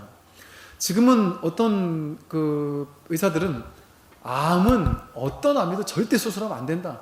암으로 죽는 사람보다 방사선 치료로 죽는 사람이 오히려 더 많다. 그런 주장을 하는 사람도 실제 많이 있거든요. 당뇨 같은 경우 당뇨나 고혈압 당뇨가 오면 무조건 약을 먹어야 되는데 그 약을 평생 죽을 때까지 달고 살아야 된다라고 믿었었는데 또 어느 순간 절대 약 먹을 필요가 없다라는 사람도 많고요. 옛날에는 고혈압이 뭐 120 넘어가면은 무조건 80에서 120 넘어가면은 다 고혈압이거나 140 이상만 넘어가면 무조건 약을 먹어야 되거나 이런 식으로 정했잖아요. 근데 지금 의사나 한의사들이 하는 얘기가 140, 150 정도 넘어가도 정상이랍니다. 전혀 고혈압이 아니라 그래요. 그런데 딱 병원에서는 이렇게 정해놓는 거죠. 수치를 정해놔서 그 넘어가면 병이고 그건 약을 먹어야 되고, 멀쩡한 사람을 문제 있는 사람으로, 제가 이런다고 해서 뭐 너무 이렇게 의학을 이렇게 뭐 욕하거나 이런 그러니까 다양한 의견이 있을 수 있다는 것이죠. 다양한 의견이 있을 수 있기 때문에 그게 진짜 팩트인지 아닌지는 알 수 없다는 거죠. 왜? 의학도 본인들이 얘기했던 의학을 스스로 뒤집는 경우가 얼마나 많습니까? 의학에서 그런 경우 얼마나 많아요. 옛날엔 반드시 해야 된다 그랬다가 안 해야 된다라고 뒤집는 경우가 워낙 많지 않습니까? 그건 지금 알 수 없는 것이거든요. 그러니까 실험의 대상이 마루타가 돼서는 안 되는 것이죠. 그러니까 그런 것들이, 제가 전에 그 말씀도 드렸잖아요. 그 우울증 걸린 사람이 불과 5년, 6년 전만 해도 전 세계에 있는 모든 병원에서 우울증 걸리면 항우울제를 주는 게 100%였다. 그런데 최근 5, 6년 전부터 연구 논문이 어마어마하게 많이 나왔는데 우울증으로 죽는 사람보다 항우울제 먹고 죽는 사람이 더 많다. 절대 항우울제 처방하면 안 된다라고 어마어마하게 논문이 나왔거든요. 그런데 심리 치유하는 사람들은 그 약을 파는 사람들이 아니니까 그거를 계속 주장을 하면서 자살 예방하는, 제가 우리나라 전 세계 최고의 자살 예방 전문가분한테 교육을 받았었는데, 목사님 신부님들하고 같이 제가 교육을 받았는데 그 얘기를 본인도 사실은 5년 전까지만 해도 항우울제 먹으라 그랬대요. 근데 지금에 와서는 그게 절대적으로 안 된다라는 사실을 알고 미국에 가서 교육받으면서 너무 충격을 받았다는 겁니다. 내가 여태까지 했던 게 잘못됐구나. 의학에서 하는 게 잘못됐구나. 지금도 병원에 가면 항우울제를 준다는 것이죠. 그걸 본인이 어떻게 할 수가 없더라는 겁니다. 그게 병원조차 바뀌려면 아직 시간이 오래 걸릴 거라는 거죠. 근데 이런 것들이 그냥 어떤 과학이라는 이유로, 의학이라는 이유로 그냥 이렇게 되는 것들도 많잖아요. 하여간 뭐 그렇기 때문에 이게 이제 우리가 관념에서 가만 놔뒀으면 그냥 멀쩡히 날 수도 있는 것이 오히려 온갖 불안을 조장해가 머릿속으로 불안을 조장해가지고 거기 휘둘려서 괴로움을 긁어부성을 만들었다가 이러는 경우도 많지 않습니까? 그러니까 말 그대로 팩트만을 놓고 보면 사실 이 세상에 아무 문제가 없습니다. 한 발 더 나아가서 팩트가 나와서 얘기인데 진실만을 놓고 보면 그냥 이게 100% 진실이 아닌 거는 내버리고 그럼 생각, 감정, 과거, 미래 이런 거 다 진짜가 아니죠, 그죠? 어제와 비교할 필요 전혀 없죠, 그죠? 내일과 미래를 고민할 필요 절대 없죠, 그죠? 있는 그대로 100% 진실만을 놓고 보는 게 불법이잖아요. 지금 이 순간에 있는 그대로의 진실, 이게 제법 실상이거든요. 총목 버리고 눈에 보이는 그것 자체가 진실이다. 이것만이 진실이다. 제법 실상. 지금 내 앞에 있는 이것만이 진실이다. 우리 불교에서 조고각하, 발 아래를 봐라. 이게 조고각하, 발 아래를 신발 정리하라는 얘기가 아니고 내 발 아래 언제나 진리는 딱 드러나 있다는 소리입니다. 그걸 입쳐. 바로 내가 서 있는 이 자리, 당쳐. 나에게 딱 직면한 이 자리, 내가 딱 직면한 지금 이 자리, 이것만이 진실, 완전한 팩트입니다. 나머지는 진짜가 아니에요. 그러면 지금 이 자리에 뭐만 있습니까? 우리 분별의 인식으로 봤을 때, 분별로 봤을 때 지금 이 자리에 뭐만 있냐면 보이는 것과 보는 자 두 가지가 있죠. 보는 게 있고 보이는 대상이 있죠, 그죠? 들리는 소리가 있고 듣는 자가 있죠, 그죠? 즉 안이비서 스님과 색상의 미촉이 있잖아요, 그죠? 보는 놈이 있고 보는 것이 있어요. 대상이 있어요. 근데 대상, 보는 대상이 납니까? 우선 보이는 대상, 이 목탁이 보이는 대상이에요? 이게 진짜, 이게 진실로 팩트로 봤을 때 이게 나은가요? 이건 내가 아니죠. 보이는 대상일 뿐이죠, 그죠? 우리가 그냥 봤을 때, 그냥 봤을 때. 근데 바깥에 있는 어떤 대상들, 그걸 나라고 하지는 않잖아요, 우리가. 보통, 그죠? 바깥에 있는 걸 나라고 하지는 않아요. 이제 우리가 그냥 분별해서 봤을 때. 그러면, 보는 놈이 내가 아니라면, 보는 놈이 내가 아니라면, 보는 자, 보는 놈? 보는 놈은 뭔가가 진짜, 보는 놈이 있다라는 건 100% 진짜죠. 보는 놈이 있으니까 보잖아요. 보는 놈이 있으니까 보잖아요, 그죠? 근데 그걸 우리는 생각으로 분별해서 눈이 본다. 이렇게 얘기하고 보는 눈이 있다. 이렇게 생각하는 게 이제 분별심입니다. 귀가 소리를 듣는다. 이렇게 생각하는 게. 근데 귀가 소리를 듣나요? 귀가 소리 들으면 이 빈풀의 속도 소리를 아까부터 계속 들었어야 돼요. 근데 지금만 의식을 집중해야지만 들리잖아요. 귀가 있다고 모든 소리를 다 듣는 게 아닙니다. 눈이 있다고 모든 걸 다 보는 게 아닙니다. 내가 보고자 하는 것만 보죠. 그러니까 눈이 보는 게 아닙니다. 귀가 듣는 게 아니에요. 팩트는 어쨌든 뭔지 모르겠어요. 뭔지 모르겠는데 하여간 보고 있죠. 보는 뭔가가 있어요. 듣는 뭔가가 있어요. 지금 그죠? 그것만 유일한 팩트입니다. 그 유일한 팩트가 뭔지를 찾는 게 불법이란 말이에요. 그 유일한 진실. 그 진실에는 우리는 관심이 없어요. 지금까지 관심 없이 살았어요. 왜 관심이 없이 살았냐면 보는 내가 있지. 보는 눈이 보는 거지. 보는 대상이 실제로 있지. 내가 대상을 실제 보는 거지. 이렇게만 생각하고 살으니까 내가, 내 눈이 이걸 보고 좋으니까 진짜 좋구나 이렇게 생각하고 좋은 느낌이 진짜 난 줄 알고 이 대상이 진짜 좋은 대상인 줄 알고 이게 진짜 좋다라는 실체가 있는 줄 알고 그걸 쥐려고 집착하고 내 안에 있는 좋다는 느낌도 진짜가 아니고 바깥에 있는 대상이 좋은 느낌이라는 것도 진짜가 아닙니다.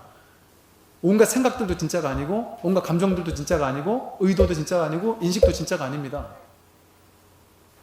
다 무아예요. 실체가 아닙니다. 말로 표현할 수 없지만 진짜 팩트는 오직 하나밖에 없다.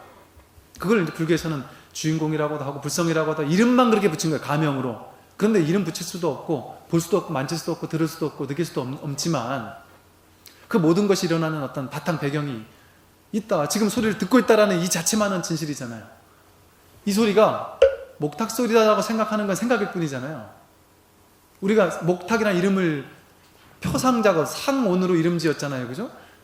이 소리를 들으면 좋은 느낌이라는 개념을 지은 거잖아요. 타종교인 듣기 싫어하는 사람이 들으면 이건 싫은 소리죠.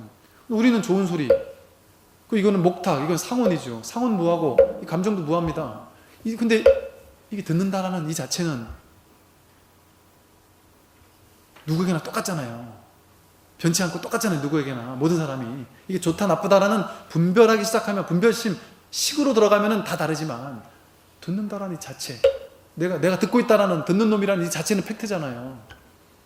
그 팩트, 이게 진짜 팩트 체크하는 겁니다. 이 진실이 뭐냐, 삶의 진실이 뭐냐, 그 진실을 찾는 게 불법이라는 것이죠. 그래서 가짜만 계속 쫓아다녔어요. 근데 지금까지 우리가 쫓아다녔던 모든 것들, 내가 눈으로 좋다고 생각하면서 돈이 좋다고 돈을 쫓아다녔다, 명예가 좋다고 쫓아다녔다, 사람이 좋다고 쫓아다녔다, 어떤 특정한 감정을 쫓아다녔다, 특정한 생각을 쫓아다녔다, 특정한 관념을 쫓아다니고, 특정한 어떤 내가 좋아하는 의지를 쫓아다니고, 나는 뭐가 될 거야 라고 생각하고, 난 이 일을 할 거야 라고 쫓아다니고 했던 모든 의지, 감정, 느낌, 생각, 분별, 이 모든 것들이 전부 다 진실은 아니라, 완전한 팩트인 것은 아니라는 거죠. 다 실체가 아니라는 거죠. 무아라는 거죠. 근데 거기 집착하니까, 그게 진짜인 줄 아니까 집착하잖아요. 진짜인 줄 알고 집착하니까 거기서 괴로움이 생기는 것이죠. 근데 이 5가지 오온이 전부 다 진짜가 아니더라. 몸뚱아리가 진짜 내가 아니더라. 느낀 감정이 진짜 내가 아니더라. 감정은 오고 가는 것이더라. 내가 사랑하는 사람이 내 손을 이렇게 만지면 너무나도 사랑스럽지만, 내가 정말 싫어하는 사람이 나를 이렇게 더듬으면 소름 끼치기가 싫잖아요. 똑같은 사람이 스쳤을 뿐인데 놀랍게 행복할 수도 있고 놀랍게 불행해질 수도 있어요. 동일한 행동이 다른 감정을 가져와요. 똑같은 사람이 이 사람을 만지는 것과 저 사람을 만지는 게 또 아주 소름 끼치는 다른 걸 가져오기도 하죠. 그것처럼 동일한 것이 동일한 감정을 가져오는 게 아닙니다. 내 안에 동일한 감정이 있는 것도 아니고 바깥에 특정한 대상에 동일한 감정이 있는 것도 아니다. 그런데 우리는 그 특정한 감정을 진짜라고 여겨서 감정적으로 상처받았을 때 이거 진짜라고 여겨요. 누가 나를 욕했을 때 내 감정적으로 막 상처받고 나니까 그 사람을 나쁜 놈이라고 막 괴로워하고, 내가 상처받았다고 해서 내 스스로 괴로워한단 말이죠. 근데 그거는 그냥 스쳐가는 것일 뿐이지, 그게 나를 괴롭힐 실질적인 힘이 없습니다. 그 감정은 뜨겁다고 해서 괴로워해요? 뜨거운 것이 땀이 막 삐질삐질 나는 것은 실질적인 괴로움이 아니에요. 행복일 수도 있습니다. 무거운 짐을 짊어지고 산을 올라가는 건 실질적인 괴로운 감정이 아닙니다. 마음 한 마음 돌이키면 산을 올라가면서 너무 행복할 수도 있고 불행할 수도 있고, 감정이 정해진 게 아닌데 우리는 정해졌다고 생각하니까 그걸 괴로워하죠. 특정한 직장에서 특정한 일을 하면서 너무 괴로운 감정을 가지고 그 일을 하다가도 한 생각 돌이켜서, 보살님들도 그러잖아요. 내 남편이 나쁜 놈이라고 생각했는데 딴 친구들 만나보니까, 딴 친구 남편 얘기 들어보니까 야, 더 나쁜 놈들이 많아. 그걸 듣고 오면 집에 가서 남편한테 야, 당신은 진짜 괜찮은 사람이네, 내가 몰랐네, 그러면서 잘해주기도 하잖아요. 물론 그 반대기도 하고. 남편은 그냥 가만히 있는데 본인이 이 사람과 비교하고 저 사람과 비교하는 걸 보고 좋았다 싫었다 이 감정을 하는 것이듯이, 그걸 진실로 믿으니까 그전에는 이 남편이 좋은 감정이었다가 갑자기 싫은 감정으로, 남편 입장에서는 뜬금없이 이 아내가 갑자기 어느 날 갑자기 쌩해져요. 갑자기 막 집에 와서 화도 내고 막 그냥 짜증을 내요. 아무 이유 없이. 어디 가서 듣고 온 거죠. 내 남편은 이렇게 자상하고 뭐 이렇게 잘해주고 뭐 보니까 이 남편 나쁜 놈인 것 같고, 이런 일이 있을 수 있다는 거죠. 근데 그것은 내 마음 안에서 일어난, 내가 감정을 그렇게 진실이라고 믿었기 때문에 어느 날은 남편이 좋았다가 어느 날은 남편이 싫었다가 이러는 것일 뿐이지, 그 감정이 진실이 아니라는 거죠. 그걸 진실이라고 믿으면 그게 나를 괴로움으로 가져가는 것이죠. 그 느낌, 그 감정 때문에 괴로워지는 거죠. 근데 어떤 느낌이 일어나든, 좋은 느낌이 일어나든 싫은 느낌이 일어나든 그 느낌은 실체가 아니다. 그것은 오고 갈 뿐이다. 왔다가 가는 것이다 라는 사실을 자각한다면 이 수온, 무아라는 사실을 알기 때문에 수온에 의해서, 감정에 의해서 괴롭지 않습니다. 생각, 견해, 해석, 생각도 마찬가지죠. 특정한 생각 때문에 그것이 괴로워지거나 좋아지는 것이지 괴로움을 가져오는 것이거나 즐거움을 가져오는 것이지, 그 생각에 사로잡히지 않으면 그건 괴로움도 아니고 즐거움도 아닙니다. 동일한 일을 하면서도 전에 그 말씀을 드렸었죠. 동일한 호텔에서 근무하는 A동, B동 근무하는 그 호텔 청소부 아주머님들을 대상으로, A동 아주머님들만 대상으로 아주 권위자 교수님을 초빙에다가 A동 아주머님들만을 대상으로 아주머님들이 하루에 일하는 양을 봤을 때 시트 하나 가는데 몇 칼로리가 소모돼서 이것은 어느 정도 운동 효과가 있고, 이것은 헬스클럽 가서 어느 정도 운동하는 효과이고, 이것을 통해서 몸의 지방질이 얼만큼 빠지고, 고혈압 당뇨의 가능성이 점점 줄어들고, 몸은 더 건강해지고, 이런 것들을 쫙 이렇게 설명을 했답니다. 강의를 했대요. B동 사는 사람들은 그대로 했고, 근데 한 달 있다가 그 강의를 들은 사람과 듣지 않은 A동과 B동 아주머님들을 대상으로 조사를 했더니 A동 아주머님들은 월등히 건강이 좋아졌다는 겁니다. B동 아주머님들은 똑같더라는 거예요. 즉 내가 이게 엄청난 노동이라고 생각하고 짜증스러운 일이라 생각하고 이렇게 아주 하찮은 일을 하고 있고 이건 노동이라고 생각하면서 일을 했을 때는 점점 힘들지만, 이게 놀라운 공부이고, 그리고 여러분들 이 일조차 없어서 이런 일조차 하지 못하는 사람들 이런 얘기도 듣고, 이 일 자체가 엄청난 건강이 되고 고혈압 당뇨도 치료가 되고 헬스클럽에서 돈 내고 뛰는 것보다 훨씬 좋고, 이런 얘기를 듣고 나니까 야, 이게 운동이 되는구나, 이게 도움되는구나, 그 생각을 하고 일을 했는데 생각만 바꿨을 뿐인데 갑자기 몸이 좋아지기 시작했단 말이죠. 이것처럼 생각 때문에, 한 생각 때문에 괴로운 것이지, 그 한 생각 돌이키면 행복해질 수 있는 것이죠. 인도나 아프리카 한번 다녀오면 우리나라에서 아무리 괴로워도 우리는 무한한 행복을 누리고 있는 사람들인 것과 같다는 것이죠. 그래서 상온, 생각이 만들어내는 괴로움은 실체가 아닙니다. 내 생각이 만들어낸 것일 뿐이지. 의지, 욕구도 마찬가지입니다. 특정한 의도, 특정한 욕망, 특정한 욕구를 일으켰을 때 그거에 안 되면 절대 안 되라고 생각하면 그걸 못할 때 괴롭잖아요. 근데 그거 아니면 절대 안 될까요? 그게 안 되면 절대 안 되는지 되는지는 우리가 알 수 있을까요? 알 수 없습니다. 내 자아가, 내 머릿속에 있는 이 우주를 전체적으로 보지 못하는, 전체적으로, 전일적으로, 요즘 말하면 융합적으로, 연기적으로, 통섭적으로 보지 못하는 내 개인적인 이기적인 시야로만은 세상을 보잖아요. 그러니까 우리 머릿속에서는 내 자식 서울대 가면 무조건 좋다고 생각하지만, 그 자식이 서울대 가서 진짜 좋을 건지, 아니면 서울대나 요즘에 무슨 고등학교라 해요, 무슨 무슨 특목고나 이런 데 갔을 때 오히려 더 비참해질지, 애가 오히려 더 삐뚤어질지 어찌 알겠습니까? 서울대 가서 오히려 더 삐뚤어질지, 더 안 좋은 사람을 만날지 어찌 알겠습니까? 외국 유학을 보내가지고 오히려 더 삐뚤어질지 더 잘할지 알 수 없어요. 우리는. 그건 내 개념이 만드는 환상이지.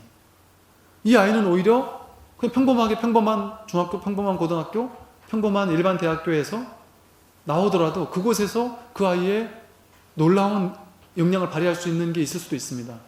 제가 고향이 충청도인데 저희 고등학교는 우리 지역에서는 하여간 아주 좋은 고등학교였습니다.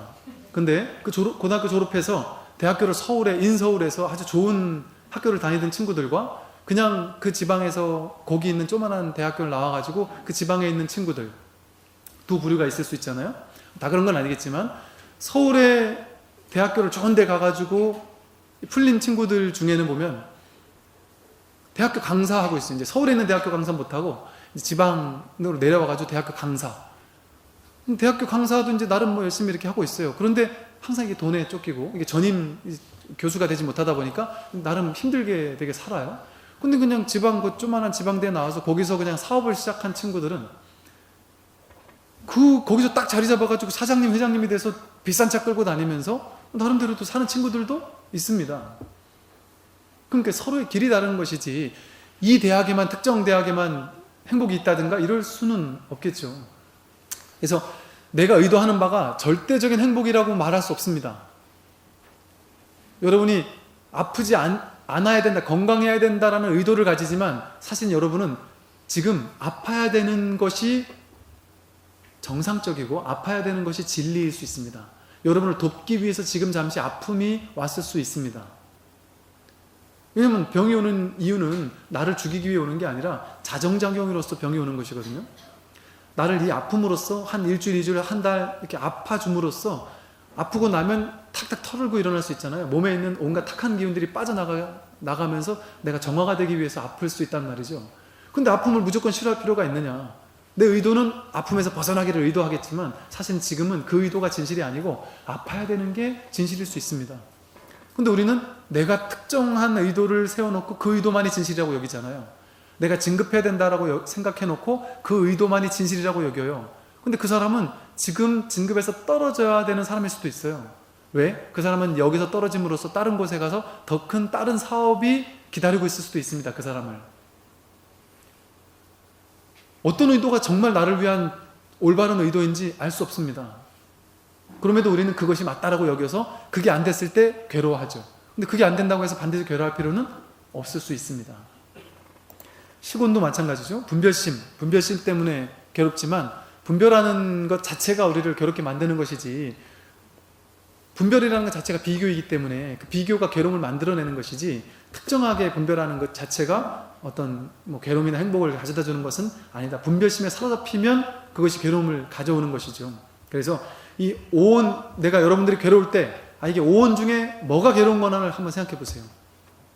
오온 중에 뭐가 괴로운 거지? 생각해 보면 딱 답이 나와요. 이거는 수온이 괴로운 거구나, 아니면 수온과 상온과 시곤이 같이 괴로운 거구나. 가만히 생각해보면, 사유해보면 이거 진실이 아니구나, 이거 진실이 아니구나, 진실이 아니구나라는 것에 눈을 뜰 수가 있죠. 그럼 이 오온의 비실체성, 실체가 아니라는 사유를 통해서 고에서 실제 벗어날 수가 있습니다. 한 생각 돌이키면, 한 생각 바꾸면, 시곤, 의식 하나만 바꾸면 괴롭던 삶이 상당히 행복해질 수가 있어요. 예를 들어 내 아들이 갑자기 병에 걸렸거나 아주 절망에 빠졌어요. 그래서 지금 나는 너무 괴로워. 근데 어쩌면 그 아들은 우주 법계에서, 부처님께서 모실 때 얘가 예를 들어 1년 있다 죽어야 되는 업일 수가 있는데 그 1년 있다가 죽게 만들고 싶지가 않은 거예요. 그래서 이 아이에게 한동안의 병을 가져다 주거나 한동안의 괴로움을 가져다 줌으로써 그 아픔을 이겨내도록 배려해 주는 것이죠. 이겨내도록 배려해 줌으로써 그것을 무사히 이겨내고 감당하고 이겨내 줌으로써 이 사람은 그걸 툭툭 털고, 그 업을 툭툭 털고, 단명의 업을 툭툭 털고 앞으로 새로운 삶을 살게 되기 위한 기회로 삼기 위해서 그런 괴로움이 왔을 수도 있습니다. 근데 우리는 그런 생각하지 않고 일단 눈앞에 보이는 이것이 괴롭다라고 머릿속에서 인식을 하고 무조건 괴롭다라고만 결론을 내릴 뿐이죠. 우리는 알 수 없습니다. 그걸 머리를 막 굴려가지고 이렇겠지 저렇겠지 이렇게 할 필요도 없어요.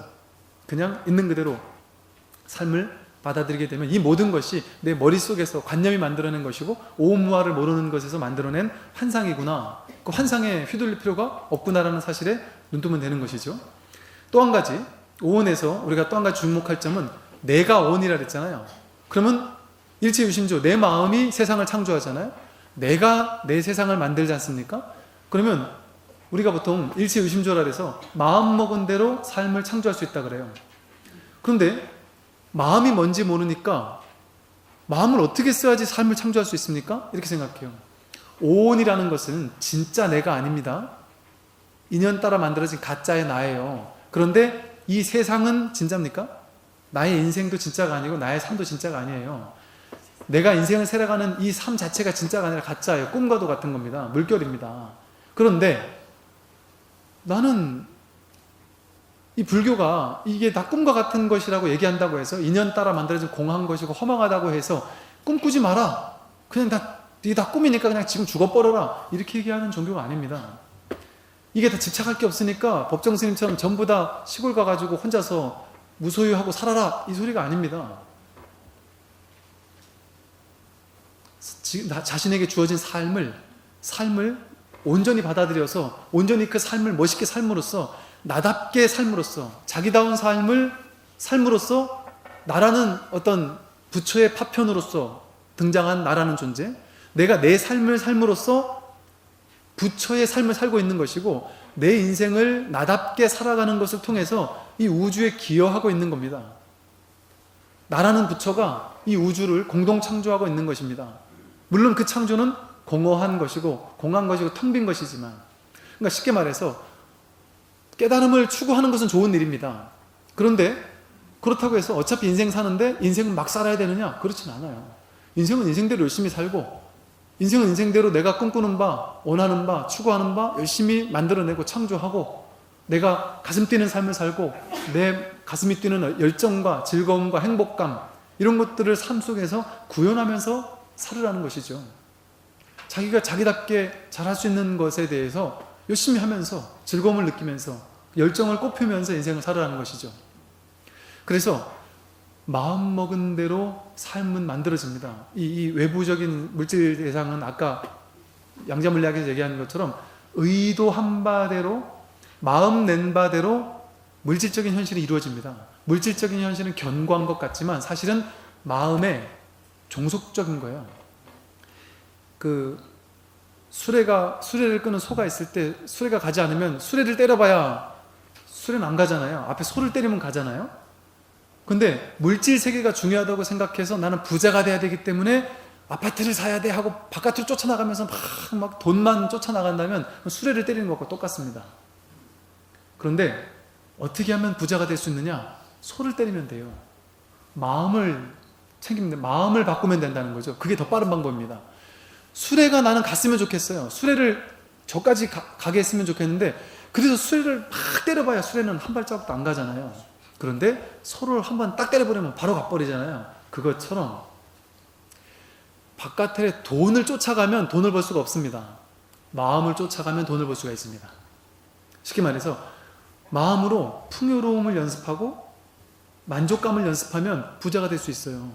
근데 마음은 궁핍한 마음, 결핍된 마음은 나는 돈 없다를 막 맨날 생각으로 그렇게 하면서 또 돈만 쫓아가면 수레를 때리는 거와 똑같아요. 부자가 될 수가 없죠. 점점 더 가난해집니다.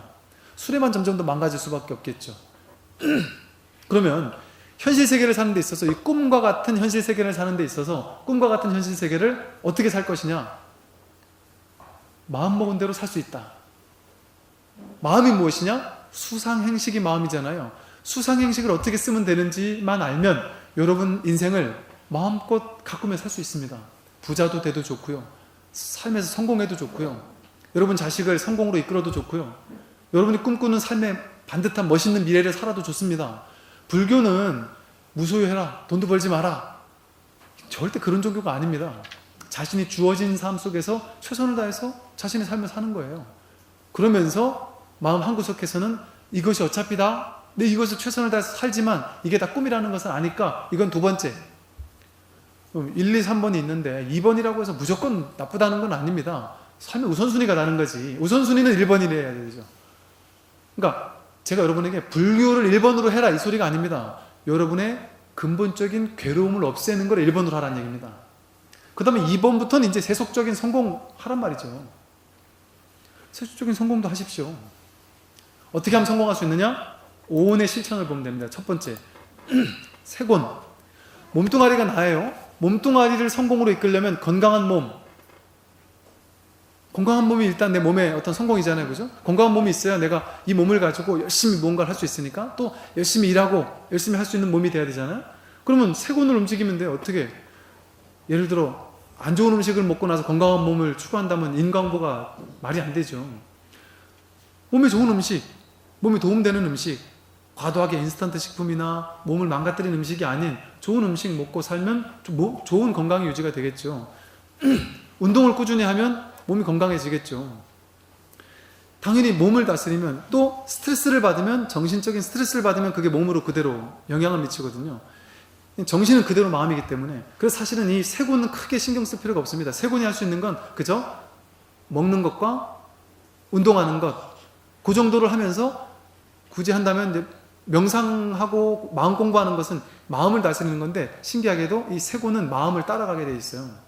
아까 말했던 것처럼 소를 때리면 수레는 가게 돼 있어요. 그러니까 마음 공부만 제대로 하면 몸 공부는 저절로 따라가게 돼 있습니다. 다만 몸 공부도 운동하거나 좋은 음식을 먹거나 이런 것들은 당연히 선행이 돼야 되겠죠. 그래서 정기적인 운동이나 음식으로서만 몸을 적절히 유지를 시켜준다면 그 다음에는 이제 마음이 따라가는데, 그래서 가장 중요한 건 마음 4가지입니다. 수상행식.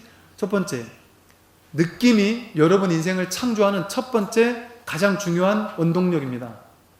여러분은 느끼는 대로 삶을 창조해내고 있습니다. 여러분이 창조주예요. 여러분 인생의 창조주인데 어떻게 여러분 인생을 창조할 수 있느냐? 첫 번째, 가장 강력하고도 직접적인 힘이 되는 것이 느낌, 감정이라는 창조의 에너지입니다. 즉 좋은 느낌을 많이 느낀다는 것은 좋은 삶을 창조한다는 것과 똑같습니다. 싫은 느낌을 많이 느낀다는 사람은 싫은 인생을 내 인생으로 자꾸 끌어들이는 것과 똑같아요. 내가 지난 일주일 동안, 지난 한 달 동안, 지난 1년 동안 어떤 느낌을 많이 느꼈는지를 보면 내 앞으로의 미래가 좋은 인생이 펼쳐질지 싫은 느낌을 더 많이 느낄 수밖에 없는 인생이 펼쳐질지가 그대로 데이터가 나옵니다. 그러면 아니 스님 그래도 느낌이야 내가 정해진 건데 내가 좋게 느끼고 싶다고 좋은 게 아니고 좋은 일이 있어야 좋게 느끼는 거 싫은 일이 있으니까 난 싫은 것 뿐이었는데요. 제 인생이 괴로우니까 싫은 걸 느꼈을 뿐인데요. 이 진실입니까? 제 인생이 괴로우니까 싫은 느낌을 느꼈을 뿐이다. 이건 진실이 아니라는 게 아까 판명이 됐잖아요. 동일한 상황에서 좋은 느낌을 느낄지 싫은 느낌을 느낄지는 내가 결정하는 겁니다. 정해진 좋은 느낌이나 싫은 느낌이라는 것은 없습니다. 어떤 상황도 그 상황 자체가 좋거나 싫지는 않습니다. 내가 그 느낌에 대해서 좋다거나 싫다라고 창조하고 있는 것일 뿐입니다. 그래서 그 느낌은 어쩔 수 없는 수동적으로 쫓아가야 되는 정해진 실체가 아니에요. 내가 주도적으로 어떤 느낌을 느낄지를 내 스스로 결정할 수 있습니다. 내가 내 인생의 창조주이기 때문에 내 느낌의 창조주는 나 자신입니다. 근데 내가 어떤 느낌을 느낄지는 내 스스로 창조함으로써 내 삶의 미래를 만들어냅니다. 즉 내가 지금 느끼는 것을 더 많이 느낄 수밖에 없는 삶을 이 우주법계는 그대로 삶 속에 구현해냅니다. 즉 지금이 전부라 그랬잖아요. 지금 느끼는 것을 앞으로도 더 느끼게 됩니다. 이게 업입니다. 업습이라 그러잖아요.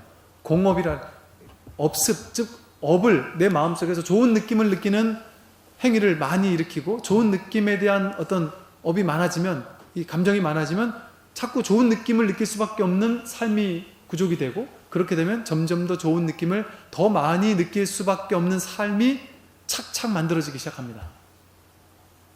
그래서 동일한 상황 속에서 좋은 느낌을 분명히 느낄 수 있어요. 느낄 수 있습니다. 아무리 괴로운 상황이라고 할지라도. 저희 어머님이 제 동생이 교통사고가 났는데 얼굴을 땅에 그대로 이렇게 점프해가지고 박아가지고 제가 집에 갔더니 얼굴을 완전히 끓긴 데다가 얼굴이 이만해졌어요. 붕 떠가지고 털퍼 내려앉아가지고 그래서 가자마자 얼굴을 보자마자 눈물부터 나더라고요.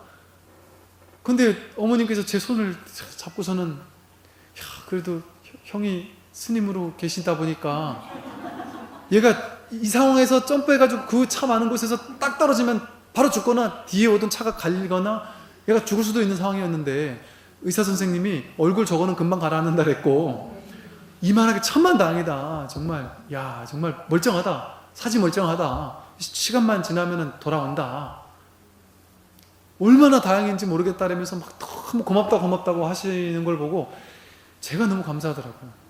야, 이 지경을 겉에 드러난 현상은 이 지경인데 그걸 고맙고 감사하게 느낄 것인지 아니면 저 나쁜 놈이 막 어쩌고저쩌고 하면서 막 그냥 막 괴로워하면서 얘를 이 지경으로 만든 놈이 누구냐를 하면서 뭐 막 그럴 것인지 그 마음은 내가 결정할 수 있다는 것이죠. 내가 그것을 선택할 수 있습니다. 남들의 말 한마디 휘둘리지 말지도 내 스스로 그걸 결정할 수 있습니다. 그래서 느끼는 대로 창조합니다. 그러니까 동일한 상황에서 무엇을 느낄지를 자기 스스로 주도적으로 결정해냄으로써 자신의 삶을 좋은 삶으로 창조해낼 수 있습니다. 또 생각하는 대로 삶이 만들어집니다. 내가 긍정적인 생각을 많이 하는 사람은 그 다음번에도 계속 긍정적인 생각을 할 수밖에 없는 에너지를 끌어와요. 부정적인 생각을 많이 하는 사람은 계속해서 부정적인 생각이 저절로 쏘아 올려집니다. 왜냐하면 마음은 연습한 대로 이루어지거든요. 마음 내는 대로 이루어지고 그 습을 남기거든요. 습관, 정신적인 습관을 남기거든요. 그래서 내가 어떤 부정적인 정신적인 습관을 가지고 있는 사람들은 계속해서 부정적인 생각을 끌어당기고 그러면 부정적인 삶을 끌어당기기 시작합니다. 근데 긍정적인 생각, 그게 이제 긍정 부정 나눠놓고 좋다 나쁘다를 한 것보다 더 좋은 것은 대긍정, 삶 자체를 통째로 수용해버리는 겁니다. 통째로 긍정해버리는 겁니다. 그렇게 되면 삶 자체가 언제나 나를 도와주는 방향으로 이루어지기 시작하고, 여러분 제가 느낀 것인데요, 옛날에는 제가 이제 불교 공부를 하기 전에는 안 좋은 일들이 계속 벌어지다가 간간히 좋은 일도 벌어지고 좋은 일과 나쁜 일이 계속 반복되더라고요. 좋은 일과 나쁜 일이 이렇게 계속 반복되는 게 인생이었었습니다. 근데 나쁜 일이 좀 더 많았어요. 근데 이제 제 인생은 바뀌지 않았습니다. 근데 제가 마음 공부를 하면서 마음만 바뀌었는데 대학교 다닐 때 그때 어떤 일이 제가 대학교 다니던 어느 날 그런 느낌이 강하게 받은 적이 있었습니다. 어떤 느낌이었냐면 신기하다. 삶은 하나도 바뀐 게 없는데 왜 인생에 자꾸 좋은 일만 생기지? 그리고 물론 나쁜 일도 생기지만 그 나쁜 일이 과도하게 나쁜 일이 왜 안 생기지? 옛날엔 과도하게 나쁜 일과 좋은 일이 반복됐었는데 왜 어느 순간부터인가 과도하게 나쁜 일은 없고 나빠도 조금 나쁘다가 좋아지는 일들만 자꾸 생기지? 내 인생에 왜 자꾸 이렇게 과도하게 나쁜 일이 안 생기지? 이게 되게 의아해 했던 적이 있었어요. 가만히 생각해 보니까 제가 그래서 그 얘기를 했었습니다. 누군가에게. 그때 그 사람이 저한테 했던 얘기를 듣고 제가 깜짝 놀랐어요. 그 사람이 뭔 얘기를 했었냐면 야, 너 얼마 전에 있었던 그거 되게 괴로운 일 아니냐? 그리고 작년에 있었던 그 일 그거 정말 괴로운 일 아니냐? 가만히 생각해 보니까 그게 사실은 그 예전에 제가 과도하게 괴롭다고 생각했던 그 정도의 동일한 크기의 괴로움이었었거든요. 근데 이제 제 마음 안에서